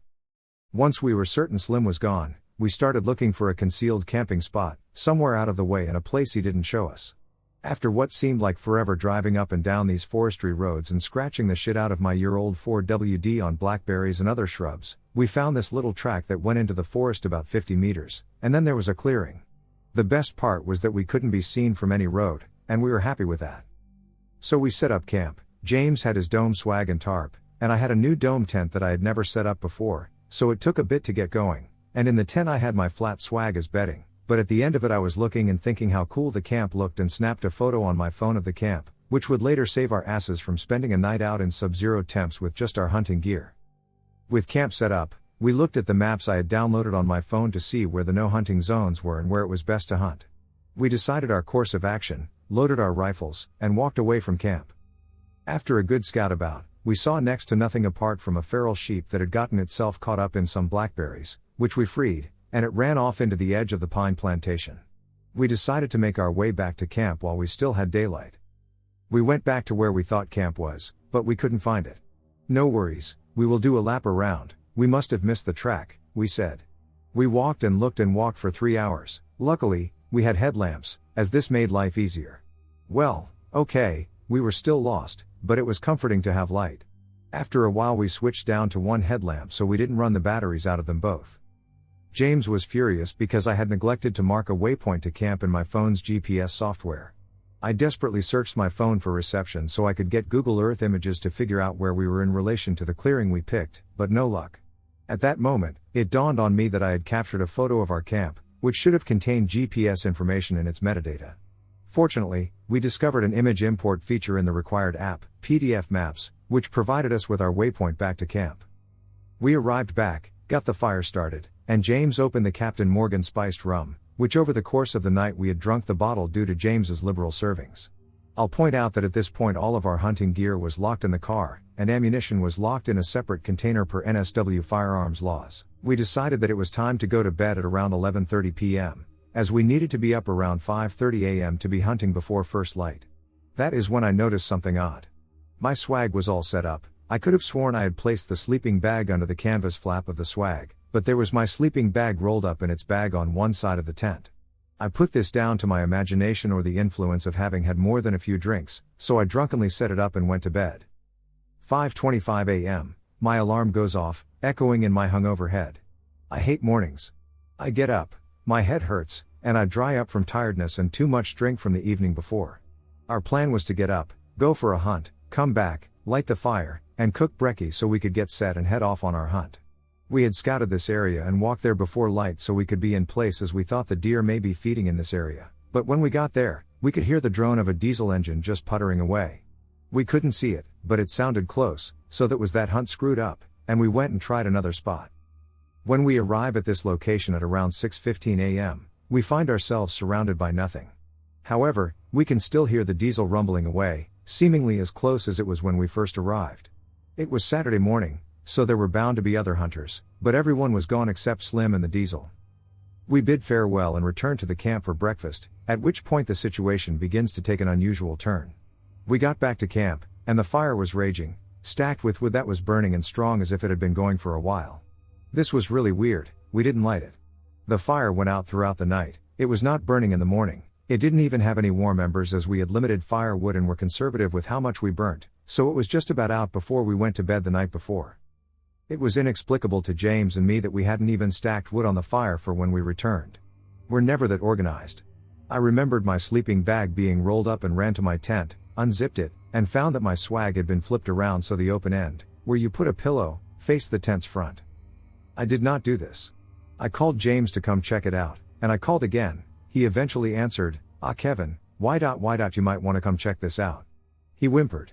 I stood up, zipped my tent, and walked over to the front of the car, where James was looking at the still frosty windscreen of my 4WD, where I noticed someone had written something into the frost.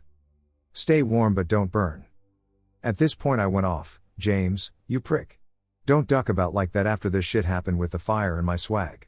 But I knew he didn't write it, he was too shocked, he can't go this long without laughing if he was messing about. I think I just wanted it to be a joke, but the look on his face said he was not joking, and as time went on, it would be proven he wasn't joking.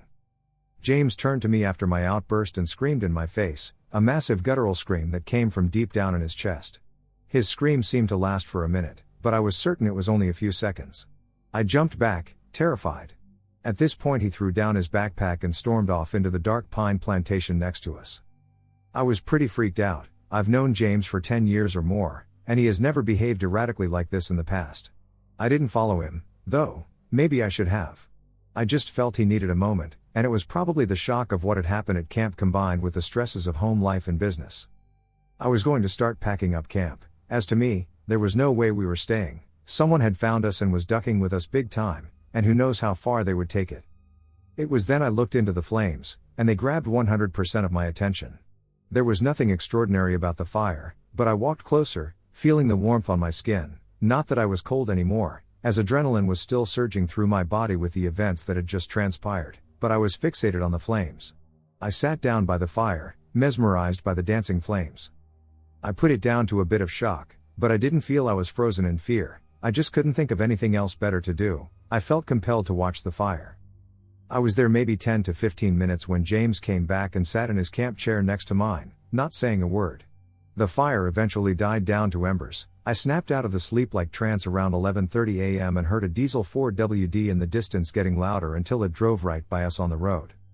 At this point, we both sort of tilted our heads to listen while looking in the direction of the vehicle's engine noise, waiting for it to come through our hidden track, but it just droned on past us and eventually out of earshot. It was probably another hunter or forest visitor. Diesel 4WDs are common in the bush. I was fully alert by this stage and feeling much more at ease. I turned to James and asked him how he was, which he replied with half a smile on his face. Duck this guy, who the duck does he think he is trying to duck with us? Just because we don't live out in inbred country, he thinks he can duck with us and will just move on out of his precious hunting grounds? Well, duck that, I'm not going anywhere." I was surprised by his apparent anger and protest of what had happened, as James is definitely not a guy who loves a fight, and really he was not usually an angry guy, but who can blame him for being angry after someone had disrespected us and messed with our camp whilst we weren't there? It is one of the rules of camping: unless you need help, you do not go into another camp when it's unattended. It is rude and will get you a beating if you wander into the wrong person's camp. So at this point, I asked James if he wanted to move camp, which before I sat down at the fire I was determined to do, but now I wasn't so concerned for some strange reason. He said, "No, let's give it another night," as he rummaged around in the esky, pulling out bacon and eggs for breakfast, even though at this stage it was closer to lunch. I had started to rationalize it, and I thought about what had happened and if it was really that bad. I had packed my sleeping bag. We heard a vehicle in the distance but never saw it. The fire was burning when we got back to camp. The frost etched the words "stay warm but don't burn" on my windshield. Someone made a mess of my bed. It is weird that the "stay warm" thing made sense with the fire going. The bed thing is also strange but somewhat non-threatening. The only threatening thing was the "don't burn" part of the message. But was it a threat or a warning? I didn't know. I really didn't. After what turned out to be brunch, we talked about what we should do. James suggested that we just go about our business and see if anything else happens. He said it could have been kids coming through trying to scare us, and they've moved on. I hadn't told him about how my sleeping bag was rolled up the night before yet, but I was nonchalant about the whole thing now and didn't really care, nor did I feel in that much danger. I was just a bit spooked out. I don't understand why my feelings changed so quickly, as when James stormed off, I was determined that we were leaving or, at the very least, moving camp. He said, "We'll stay just another night." I said we should explore the camp to see if we missed a cabin or other campers. So, we stayed together and scanned the area, noticing nothing unusual in the immediate vicinity of the camp. We then followed the long and narrow clearing to one end, doubled back past the camp to ensure nothing had happened, and walked to the other end. Once back at camp, we explored the pine plantation's other side. We carried our rifles to guard against potential deer sightings and prevent theft. When we got to the other side of the pine plantation, there was a beautiful clearing. It was circular and covered on all sides as if someone just decided to clear and mow the area. The clearing's presence felt a bit out of place. It didn't seem like it should have been there. Whilst pondering about the existence of this clearing, I heard crashing on the opposite side of the clearing and into the brush. I quickly raised my rifle to see if it was a deer, but what I saw was definitely not a deer. I briefly glimpsed blue jeans and work boots before they vanished into the dense scrub. I screamed out, "Hey you, come back." All we heard in response was crazed laughter. I looked at James, he was already looking at me, and I suggested we go back to camp. He or she/it might double back there to mess with us. So we headed back to camp but came in a different way from the way we left, and we stalked up there as if it were a deer we were about to shoot.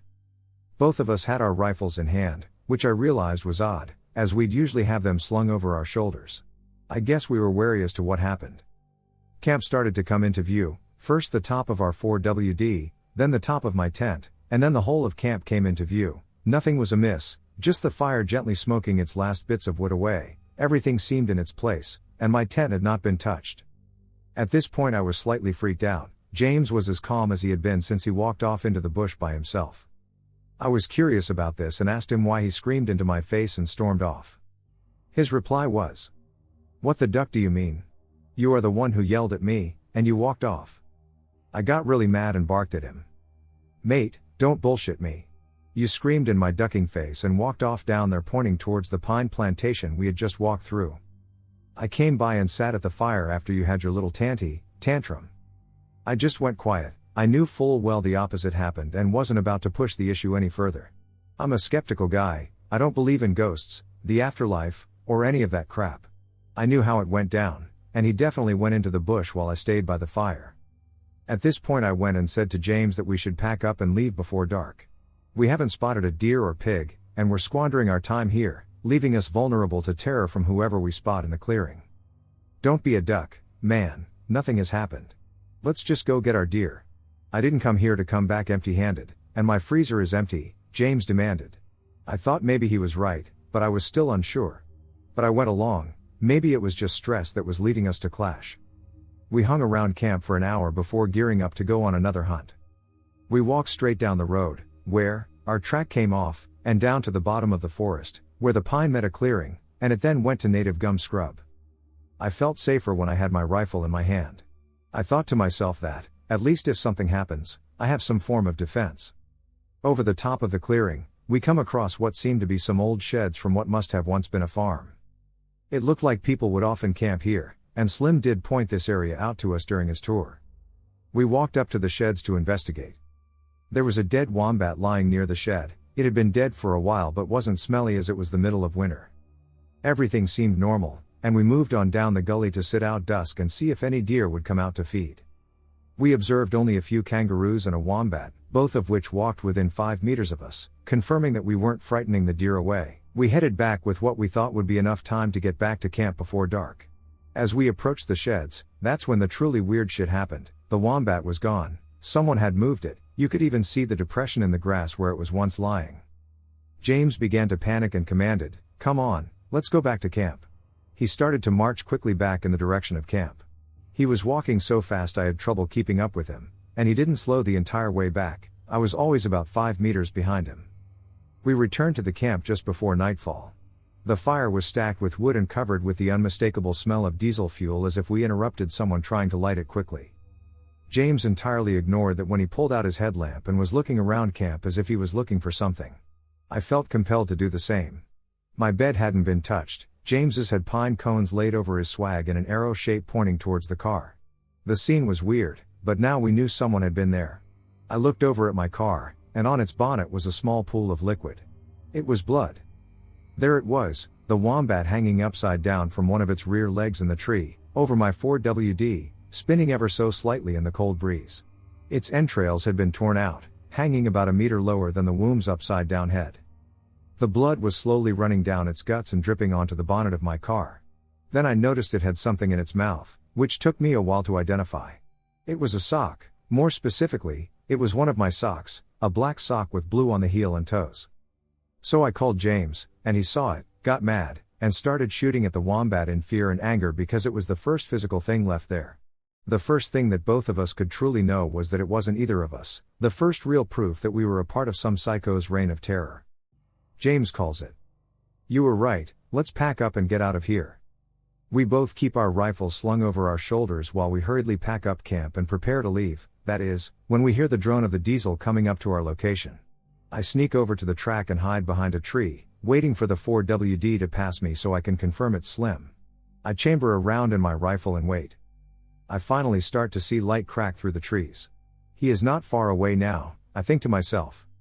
He is going slow, maybe 10 kilometers per hour, as if he is looking for something. As he approaches my location, he stops, and I get my first confirmation it was Slim. He still doesn't know I am there, so I peek my head around the corner to watch what he does. He has his interior light on and is looking down at his lap, which I find odd, but then he lifts up what must be a smoke as he licks down the side of it and puts it in his mouth and lights it up, and then he drives on, but this time he nails it, and by the time I lost sight of him, he must have been doing 60 kilometers per hour. Did he know I was watching him? WTF, it was so weird that he stopped exactly where I was hiding. By the time I get back, James has most of the truck packed, his swag and my swag are in the back, so is all the other camping gear. We just have to pack up the tent and his tarp, and we'll be out of here. That is when we heard the diesel again but saw no lights. We then heard yelling. "You better leave right now, boys, you would rather not get burnt. Leave now or burn, ha ha ha ha, leave now or burn." The voice said the phrase over and over as we rushed to pack up. We left the tent and tarp there, we didn't care about that. We had everything else, and we were both proper scared now. We hop into our car and head towards what we believe to be the forest's exit. Once again, we found ourselves lost. I drive for about 45 minutes, and I'm driving as fast as I can without crashing. We then saw something we didn't expect to see, rural fire service trucks. They saw us too. I honked my horn at them, but they kept driving. We followed them thinking they could help us escape because we were lost. So we followed the two trucks, and sure enough, they bloody drove straight to our campsite, where there was Slim's ute waiting for them. We didn't know what to do at this stage apart from get out and see what the commotion was about. We were more comfortable knowing there were 6 fireys there, and that is when we pulled up and walked down the track to what was left of our campsite. The whole camp was set on fire. My tent was no more than just a melted black mass on the ground. The trees where James's tarp was tied to were burning, and once the firemen were well on the way to extinguishing the fire, the chief started questioning us as to why we burnt the area. The fire chief asks us, "Could you please explain why the fire wasn't extinguished before you left?" If it wasn't for Slim Radio HQ, the whole forest could have bloody gone up. Ducking city wankers coming here not having a clue, don't ever come here again, we mean it, you aren't ducking welcome around here. I looked over at Slim wanting to kill him, he looked back at me with an evil look on his face as he mouthed, don't say a ducking word. His stare was so intense, I could have sworn he said out loud, burn you shits, but no one reacted, so I must have imagined it, but James would later confirm he thought he heard him say it as well. Due to this we didn't protest to the accusations, Slim was well and truly under our skin now. The fireys put the last of the fire out and begrudgingly said we could follow them out, and they directed us back to Oberon. We got into Oberon late that night and checked into the local pub, which had rooms to let, at about 9 p.m. As we were walking back to our car to get some clothes, we saw the last person we wanted leaning up against the street, rolling a smoke with a beer can on the bonnet. We came to a halt as he lifted his eyes from his rollie to gaze at us. An evil smile swept across his face, followed by the maniacal giggling we could hear back in the clearing. We didn't even bother returning the keys to the pub, we just hopped in our car and drove back to Sydney. We would later post the keys back to the pub. When we were unpacking our gear, we found a note that was tucked into a spare pair of boots I had, and it read, "Feeling hot. See you next time, boys." We don't know what we did to Slim or who he was, but something spooky happened that weekend. We both have nightmares about it all the time. Every time I see a 4WD like Slim's, I tremble. It's so strange. It's so scary, but for some weird reason, both of us have discussed the next time we go back there. I feel drawn to the place, and so does James, but we swore if we ever went back, we would go together, and we must try to fight the urge. Does anyone have any thoughts on what happened and why we feel compelled to go back? Does anybody have any idea of James swearing blind, still to this day, that I was the one who, in fact, walked off after we came back to the lit fire and message? I would love answers, as right now I have none, but I just feel I need to go back. Should we? This incident occurred when I was 14 years old, and it involved a friend of mine who was only 10 years old at the time. The location of the story is in the Northeast USA, in a town that is very safe, which made the experience much creepier. I and Tim had just been biking around the neighborhood and got towards the right upper end, which led to two different roads, left and right. Now right around there was a walking path that went over a bridge that was over a small lake. If you went to the left of the trail around a narrow opening between the bridge and some plants, you could get in the pond and the higher ground around it. It was surrounded by a massive forest. We had gone there because we had wanted to explore even more than we had before. Now I will explain that area of the forest. There was the pond. If you went left, you'd reach a beach and a larger part. Next, you had to jump on logs to reach higher ground and go left. You could go no further from there than a smaller part of the pond. After reaching the end of our journey, we made the decision to turn back. Do you recall the logs we needed to jump on to reach the highest ground? We walked on the logs until they finally broke, leaving us to climb back onto the ground. There was only one way to get back on that little beach, and it was to jump. The jump seemed almost impossible, even for me, an athletic and tall 14-year-old. I was about to jump until Tom stopped me. He said, "Yo dude, I just saw a guy coming towards us, go quickly." At first I thought he was joking until I looked closely. Sure enough, I was able to make out an adult walking through the plants, bushes, and trees at a rapid rate. I jumped right at that moment and made the jump just. When I landed on the rocks, they made a loud noise, and I could still see the bushes moving and getting closer to us every second. I got a chill in my spine when I remembered Tom. There was no way for him to make the jump, and it would be difficult for me to go through the fairly deep pond that had a strong current. But when I could see that the man was only a few yards away, I quickly took off my shoes, went through the current, and carried him back to the beach.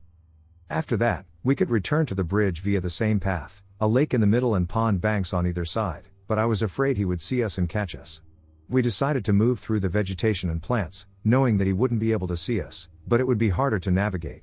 I fell on some thorns and looked back. I was able to see what I am 100% sure was a man crouching behind some tall grass where I had jumped from only a few minutes ago. When we finally got to our bikes a few moments later, we couldn't see anybody. However, we didn't take any chances and quickly left the area. We decided to take a quicker and easier route home with our bikes, which would border another forest, which was almost right next to the one we had been in before. When I looked left, I could see that some vegetation was pushed down, a clear sign of a forced entry. I was now 100% sure what happened was real and exactly how I thought it was. We finally got home a few minutes later and were still shaken. I never told my parents about what happened until only recently. I have been back there a few times since and have found some signs of people who had been there in that area. Some beer cans, shoes, a kind of shelter, and a net. I like to think that it was just some innocent homeless guy coming to his shelter to sleep. But I know it is not true. That man was coming towards us, and it scares me to think what would have happened if we hadn't moved quickly enough off the high ground. Uninvited guest at campfire. This is going to be a long camping story told by someone who doesn't speak English as a native. Romania is a country where people might get kidnapped, end up disappearing, and such, so yeah. My parents were genuinely concerned for my safety and opposed the idea. I lied that we would stay in a hotel near Kozia National Park to get them off my back. Obviously, that's not what we did. Okay, so, long story short, we had to travel from Bucharest to this park, which is around 200 kilometers in 2 hours by train. We got our immense backpacks, everything we needed, and went our way. Nothing specifically happened on the train except the fact that the train was overly crowded, with the exception of our train compartment being completely empty. That is extremely rare for Romanian trains. I got excited thinking that we have that whole compartment to ourselves. As I said, it is a very rare thing to happen. And, of course, after 10 to 20 minutes, it got occupied by a man entering our compartment, accompanied by a beautiful German shepherd. I love all kinds of animals, cats and dogs in particular. I usually get along with all animals, even those that don't like people. This dog, however, was an exception. This dog was otherworldly. He looked so stiff, as if it were a stuffed animal. The dog would obey its owner's every single command.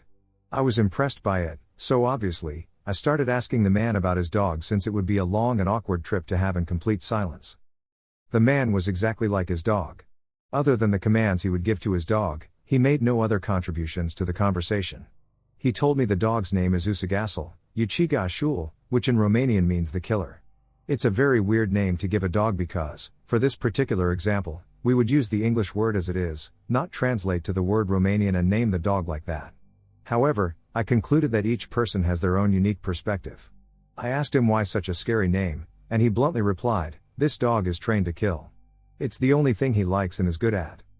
Now, I consider that the dog will grow up to have a similar personality to his owner, and usually I would judge people with dogs on how that animal reacts to the world and to his owner. And let me tell you guys, these two did not give you a good vibe in return. I brushed everything over, thinking to myself that maybe this person is training his dog to hunt in the woods. Then I started thinking about which woods are legal to hunt in our country. While I was thinking of that, the guy, out of nowhere, asked us if we were traveling to the Kozia National Park. That was surprisingly accurate considering that the only time we mentioned the place was in the train station long before we found our seats and much earlier than we even met this man. Again, I thought it was nothing because, in my country, people who happen to go in the same direction will try to make small talk and guess where you are heading. Of course, you can just lie to keep yourself safe from your destination or be honest. I took the honesty route, and I am judging myself for that. Never be too honest with strangers, or honest at all, after you read this story. We confirmed we were going to that place, asked what else was to see around, since he started talking about the area, and well, considering we knew nothing about the place, we took it all in. He told us about the woods, the vegetation, and the animals we could encounter, told us about a beautiful monastery at the base of a mountain we needed to climb, advised us to visit the Latricer, low tree shore, waterfall and explore the caves behind it, and told us to try out the local restaurant. When this person started talking about the wilderness and nature, his eyes glowed as if he was experiencing a pleasant memory, but he also grabbed his dog's collar from the neck. Squeezing it tight, the collar made a loud clink sound. What surprised me was that the dog made no move, no whimper, no twitch, nothing. Just like a stuffed animal. Anyway, we reach our destination, say our goodbyes, the man waves at us, and we face against him to go on our way. I immediately turned around to inquire about the exact location of the restaurant, only to discover that the man and his dog had vanished from sight. Not just that, but also his luggage was gone. That creeped me out a bit, but, who cares? We were so thrilled about our first camping experience. We start walking with our backpacks on us, 10 kilograms each, and reach a tunnel digging into the mountain. It looked amazing. Exactly like those horror movie tunnels, which, if traveled during the night, would make your hair stand straight. Lucky for me, we traveled during the daytime. It wasn't a long tunnel, we could see the end, but by the time we got to the middle of it, we heard a whimper in the distance. It sounded like a dog crying in desperation for its life. We stop, my BF looks at me with his "oh no, you're not going to take that dog with us" type of face and tries to convince me to take a different route. We don't. I hear the dog, I go right towards the sound, and in the middle of the road, I see a chubby puppy with lots of white and a brown circle on his butt crying so hard and lying on the cement, looking really hurt, as if hit by a car. I freeze and think to myself that our trip is over, I must save this dog. We call for him, he looks at us, pointy ears up, gets up, and like a doofus, starts running desperately to us. He was alone and afraid. We called him Rudolph, and now he was our camping buddy. About a kilometer away, we discovered another puppy, likely his sister, which we dragged from the nearby river, where someone had thrown her to her death. All wet, cold, and hungry, we decide to take her in as well. So here we are, 10 kilograms backpacks each, 2 puppies at my chest, BF with a map, trying to find a spot to camp the first night. We passed the monastery the trainman mentioned, but the priests wouldn't let us in because we had puppies, so we walked around the gardens until we reached the base of the mountain we had to climb. I'd like to mention that these puppies were 2 tiny little brats because the second you put them down and forced them to walk on their own, they would slam their butts to the ground and cry. Such drama. We walk and walk and walk until we decide to stop because it was getting late and I was beginning to get cold. We found a spot next to a small landmark type cottage in the middle of the woods. We call it Troyanita, Troyeniza. It's like a scouting post but for the church, where they place religious icons or a Bible, stuff like that, inside to bring good energy to the area. It belongs to the church. It wasn't like a house, it was basically a roof with 4 small walls and an opening, not a door. You could go in too, like, hide from the rain. There was an icon inside and a Bible with pages ripped from it. Curious as I am, I opened the Bible and was really annoyed to see that people would write down their names in it, like couples do on the trees. But on one particular page, the words "I will find you" stuck out. Someone had written it in red ink. Again, I thought to myself that it was probably someone who wanted to scare travelers with silly messages. I put the book back and gave it no second thought. We put up the tent, made the fire, unpacked, made food, and ate. We feed the puppies, who now are cuddled up in our tent, and finally darkness starts to rise all around us. My BF kept the fire going every hour because when it went off, the woods sound seemed louder and closer. Now it's around 12 a.m., we are all in the tent, cuddling to keep warm. The puppies wake up and start crying. I get up, unzip the tent, and let the puppies out to relieve themselves. They do their business, and I get them back inside the tent. They cry some more, and the smallest one starts shivering. At the same time, I hear grunting from behind our tent. My BF is up too, he hears it as well. The fire is fading. The moment he unzips the tent and steps out, the sound disappears into the woods. It sounded like a snake slithering through the fallen leaves on the ground but with unimaginable speed. I ask him, was that a snake? He says, to this day, that he cannot explain what he saw. He says it was a slithery figure with feet that made a snort-like sound when the light hit it. The puppies calm back down after this creature runs into the woods. We try to go back to sleep after we reignite the fire. It's 3 a.m. when we wake up to the puppies being fussy again. The fire is nearly dead, we clearly have no idea how to put up a sustaining fire, we think to ourselves. My BF gets up to search for firewood, and I get out as well.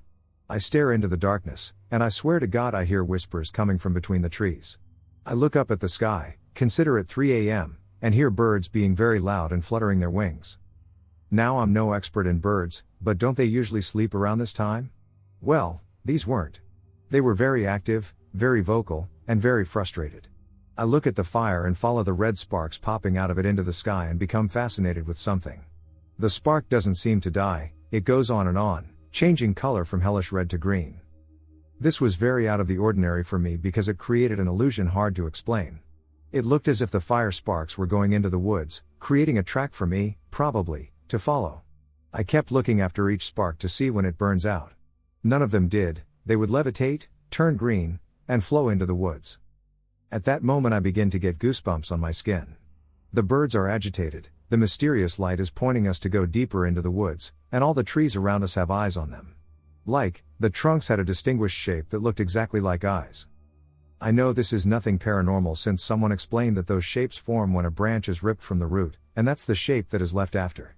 But there were so many, like 100 eyes all looking at the exact spot where we decided to camp, having only that religious tiny landmark to mentally protect us. As I survey my surroundings, I detect movement in one of the bushes in front of our tent, which is approximately 10 meters away from us. Obviously, I stand my ground but don't go near it. Suddenly, a dark, bent-over silhouette comes out of it and, half inside the bush and half outside, stares at us. I call my BF, and we're both like, WTF is that? Is it a bear cub? A wolf? A pig? The creature shakes its head the same way a dog does after a bath, and I hear a distinct clink. Like a dog collar. At this time my BF manages to light up the fire really big, which scares this animal to run back into the woods, through the bush from which it initially came out of. That calms us down, but not enough to ever close our eyes again that night. Going back into the tent, my boyfriend falls asleep, the puppies are sound asleep, but not me. I keep the zipper on the tent opened a little, just enough to have my eye peek through it right at the early mentioned bush. I think I spent a solid hour staring at that bush and falling asleep. All of a sudden I hear a noise coming from that direction, and I immediately wake my BF up, who is now peeking through the hole, in complete darkness, with me. What we see next still haunts my dreams. From that exact same bush, we see a human head popping out and looking towards our tent. We made sure our peephole was small enough to avoid giving the impression that someone was watching you from inside the tent. A head slowly emerged from the bush. The skin was so white that we thought it was a ghost. Subsequently, a shoulder, another shoulder, a full torso, and a leg become visible. Bit by bit, an entire man emerges from the bush, completely naked and illuminated by both the moon and our fire. What he did next was excruciatingly scary for me. He comes so close to our tent and begins to remove branches, rocks, etc. from our fire. He effectively extinguishes our fire by dismantling it. This is all happening about 2 to 3 meters from our tent. I look at the man with horror, because I recognize him. And now the clink I heard earlier from that animal is explained. It's the same man from the train, and he has his dog with him too. I don't know if he followed us or if he just happened to take the same route and then decided to stalk us. But this person was there since 12 a.m., at least. Our fire would be dead every 2 to 3 hours, we would be woken up by the sound of branches being cracked and rocks being moved, which we internally explained as animals crossing the land. After he successfully managed to put out our fire, he slowly crept back into the same bush, submerging into it bit by bit, until only his head would be out, with a disfigured looking mouth, looking like a moaning ghost. You try going back to sleep after that. We didn't know what to do, so we just got back out, reignited the fire, lit ourselves some torches, and stayed near the campfire until the first rays of sun came up. I admit I did fall asleep while sitting down next to the fire, and so did my BF. But any sound would wake us up. I was too afraid to go near that distant bush. I did not need any answers or any explanations, I just wanted daylight to get TF out of there. And that's exactly what we did. We packed our belongings and swiftly left the place. We planned a 4-day camping trip, and this experience made us give up after the first night. It was a risk we did not intend to take. If that person followed us or it was just a coincidence, it was enough to ruin it all. As a conclusion to my story and as advice to any first-time campers out there, never tell your location or even areas remotely close to your destination to strangers. You don't know where their minds take them and what they end up doing. Always stay safe and aware of your surroundings, including sounds, movements, temperature changes, etc. Always protect yourself.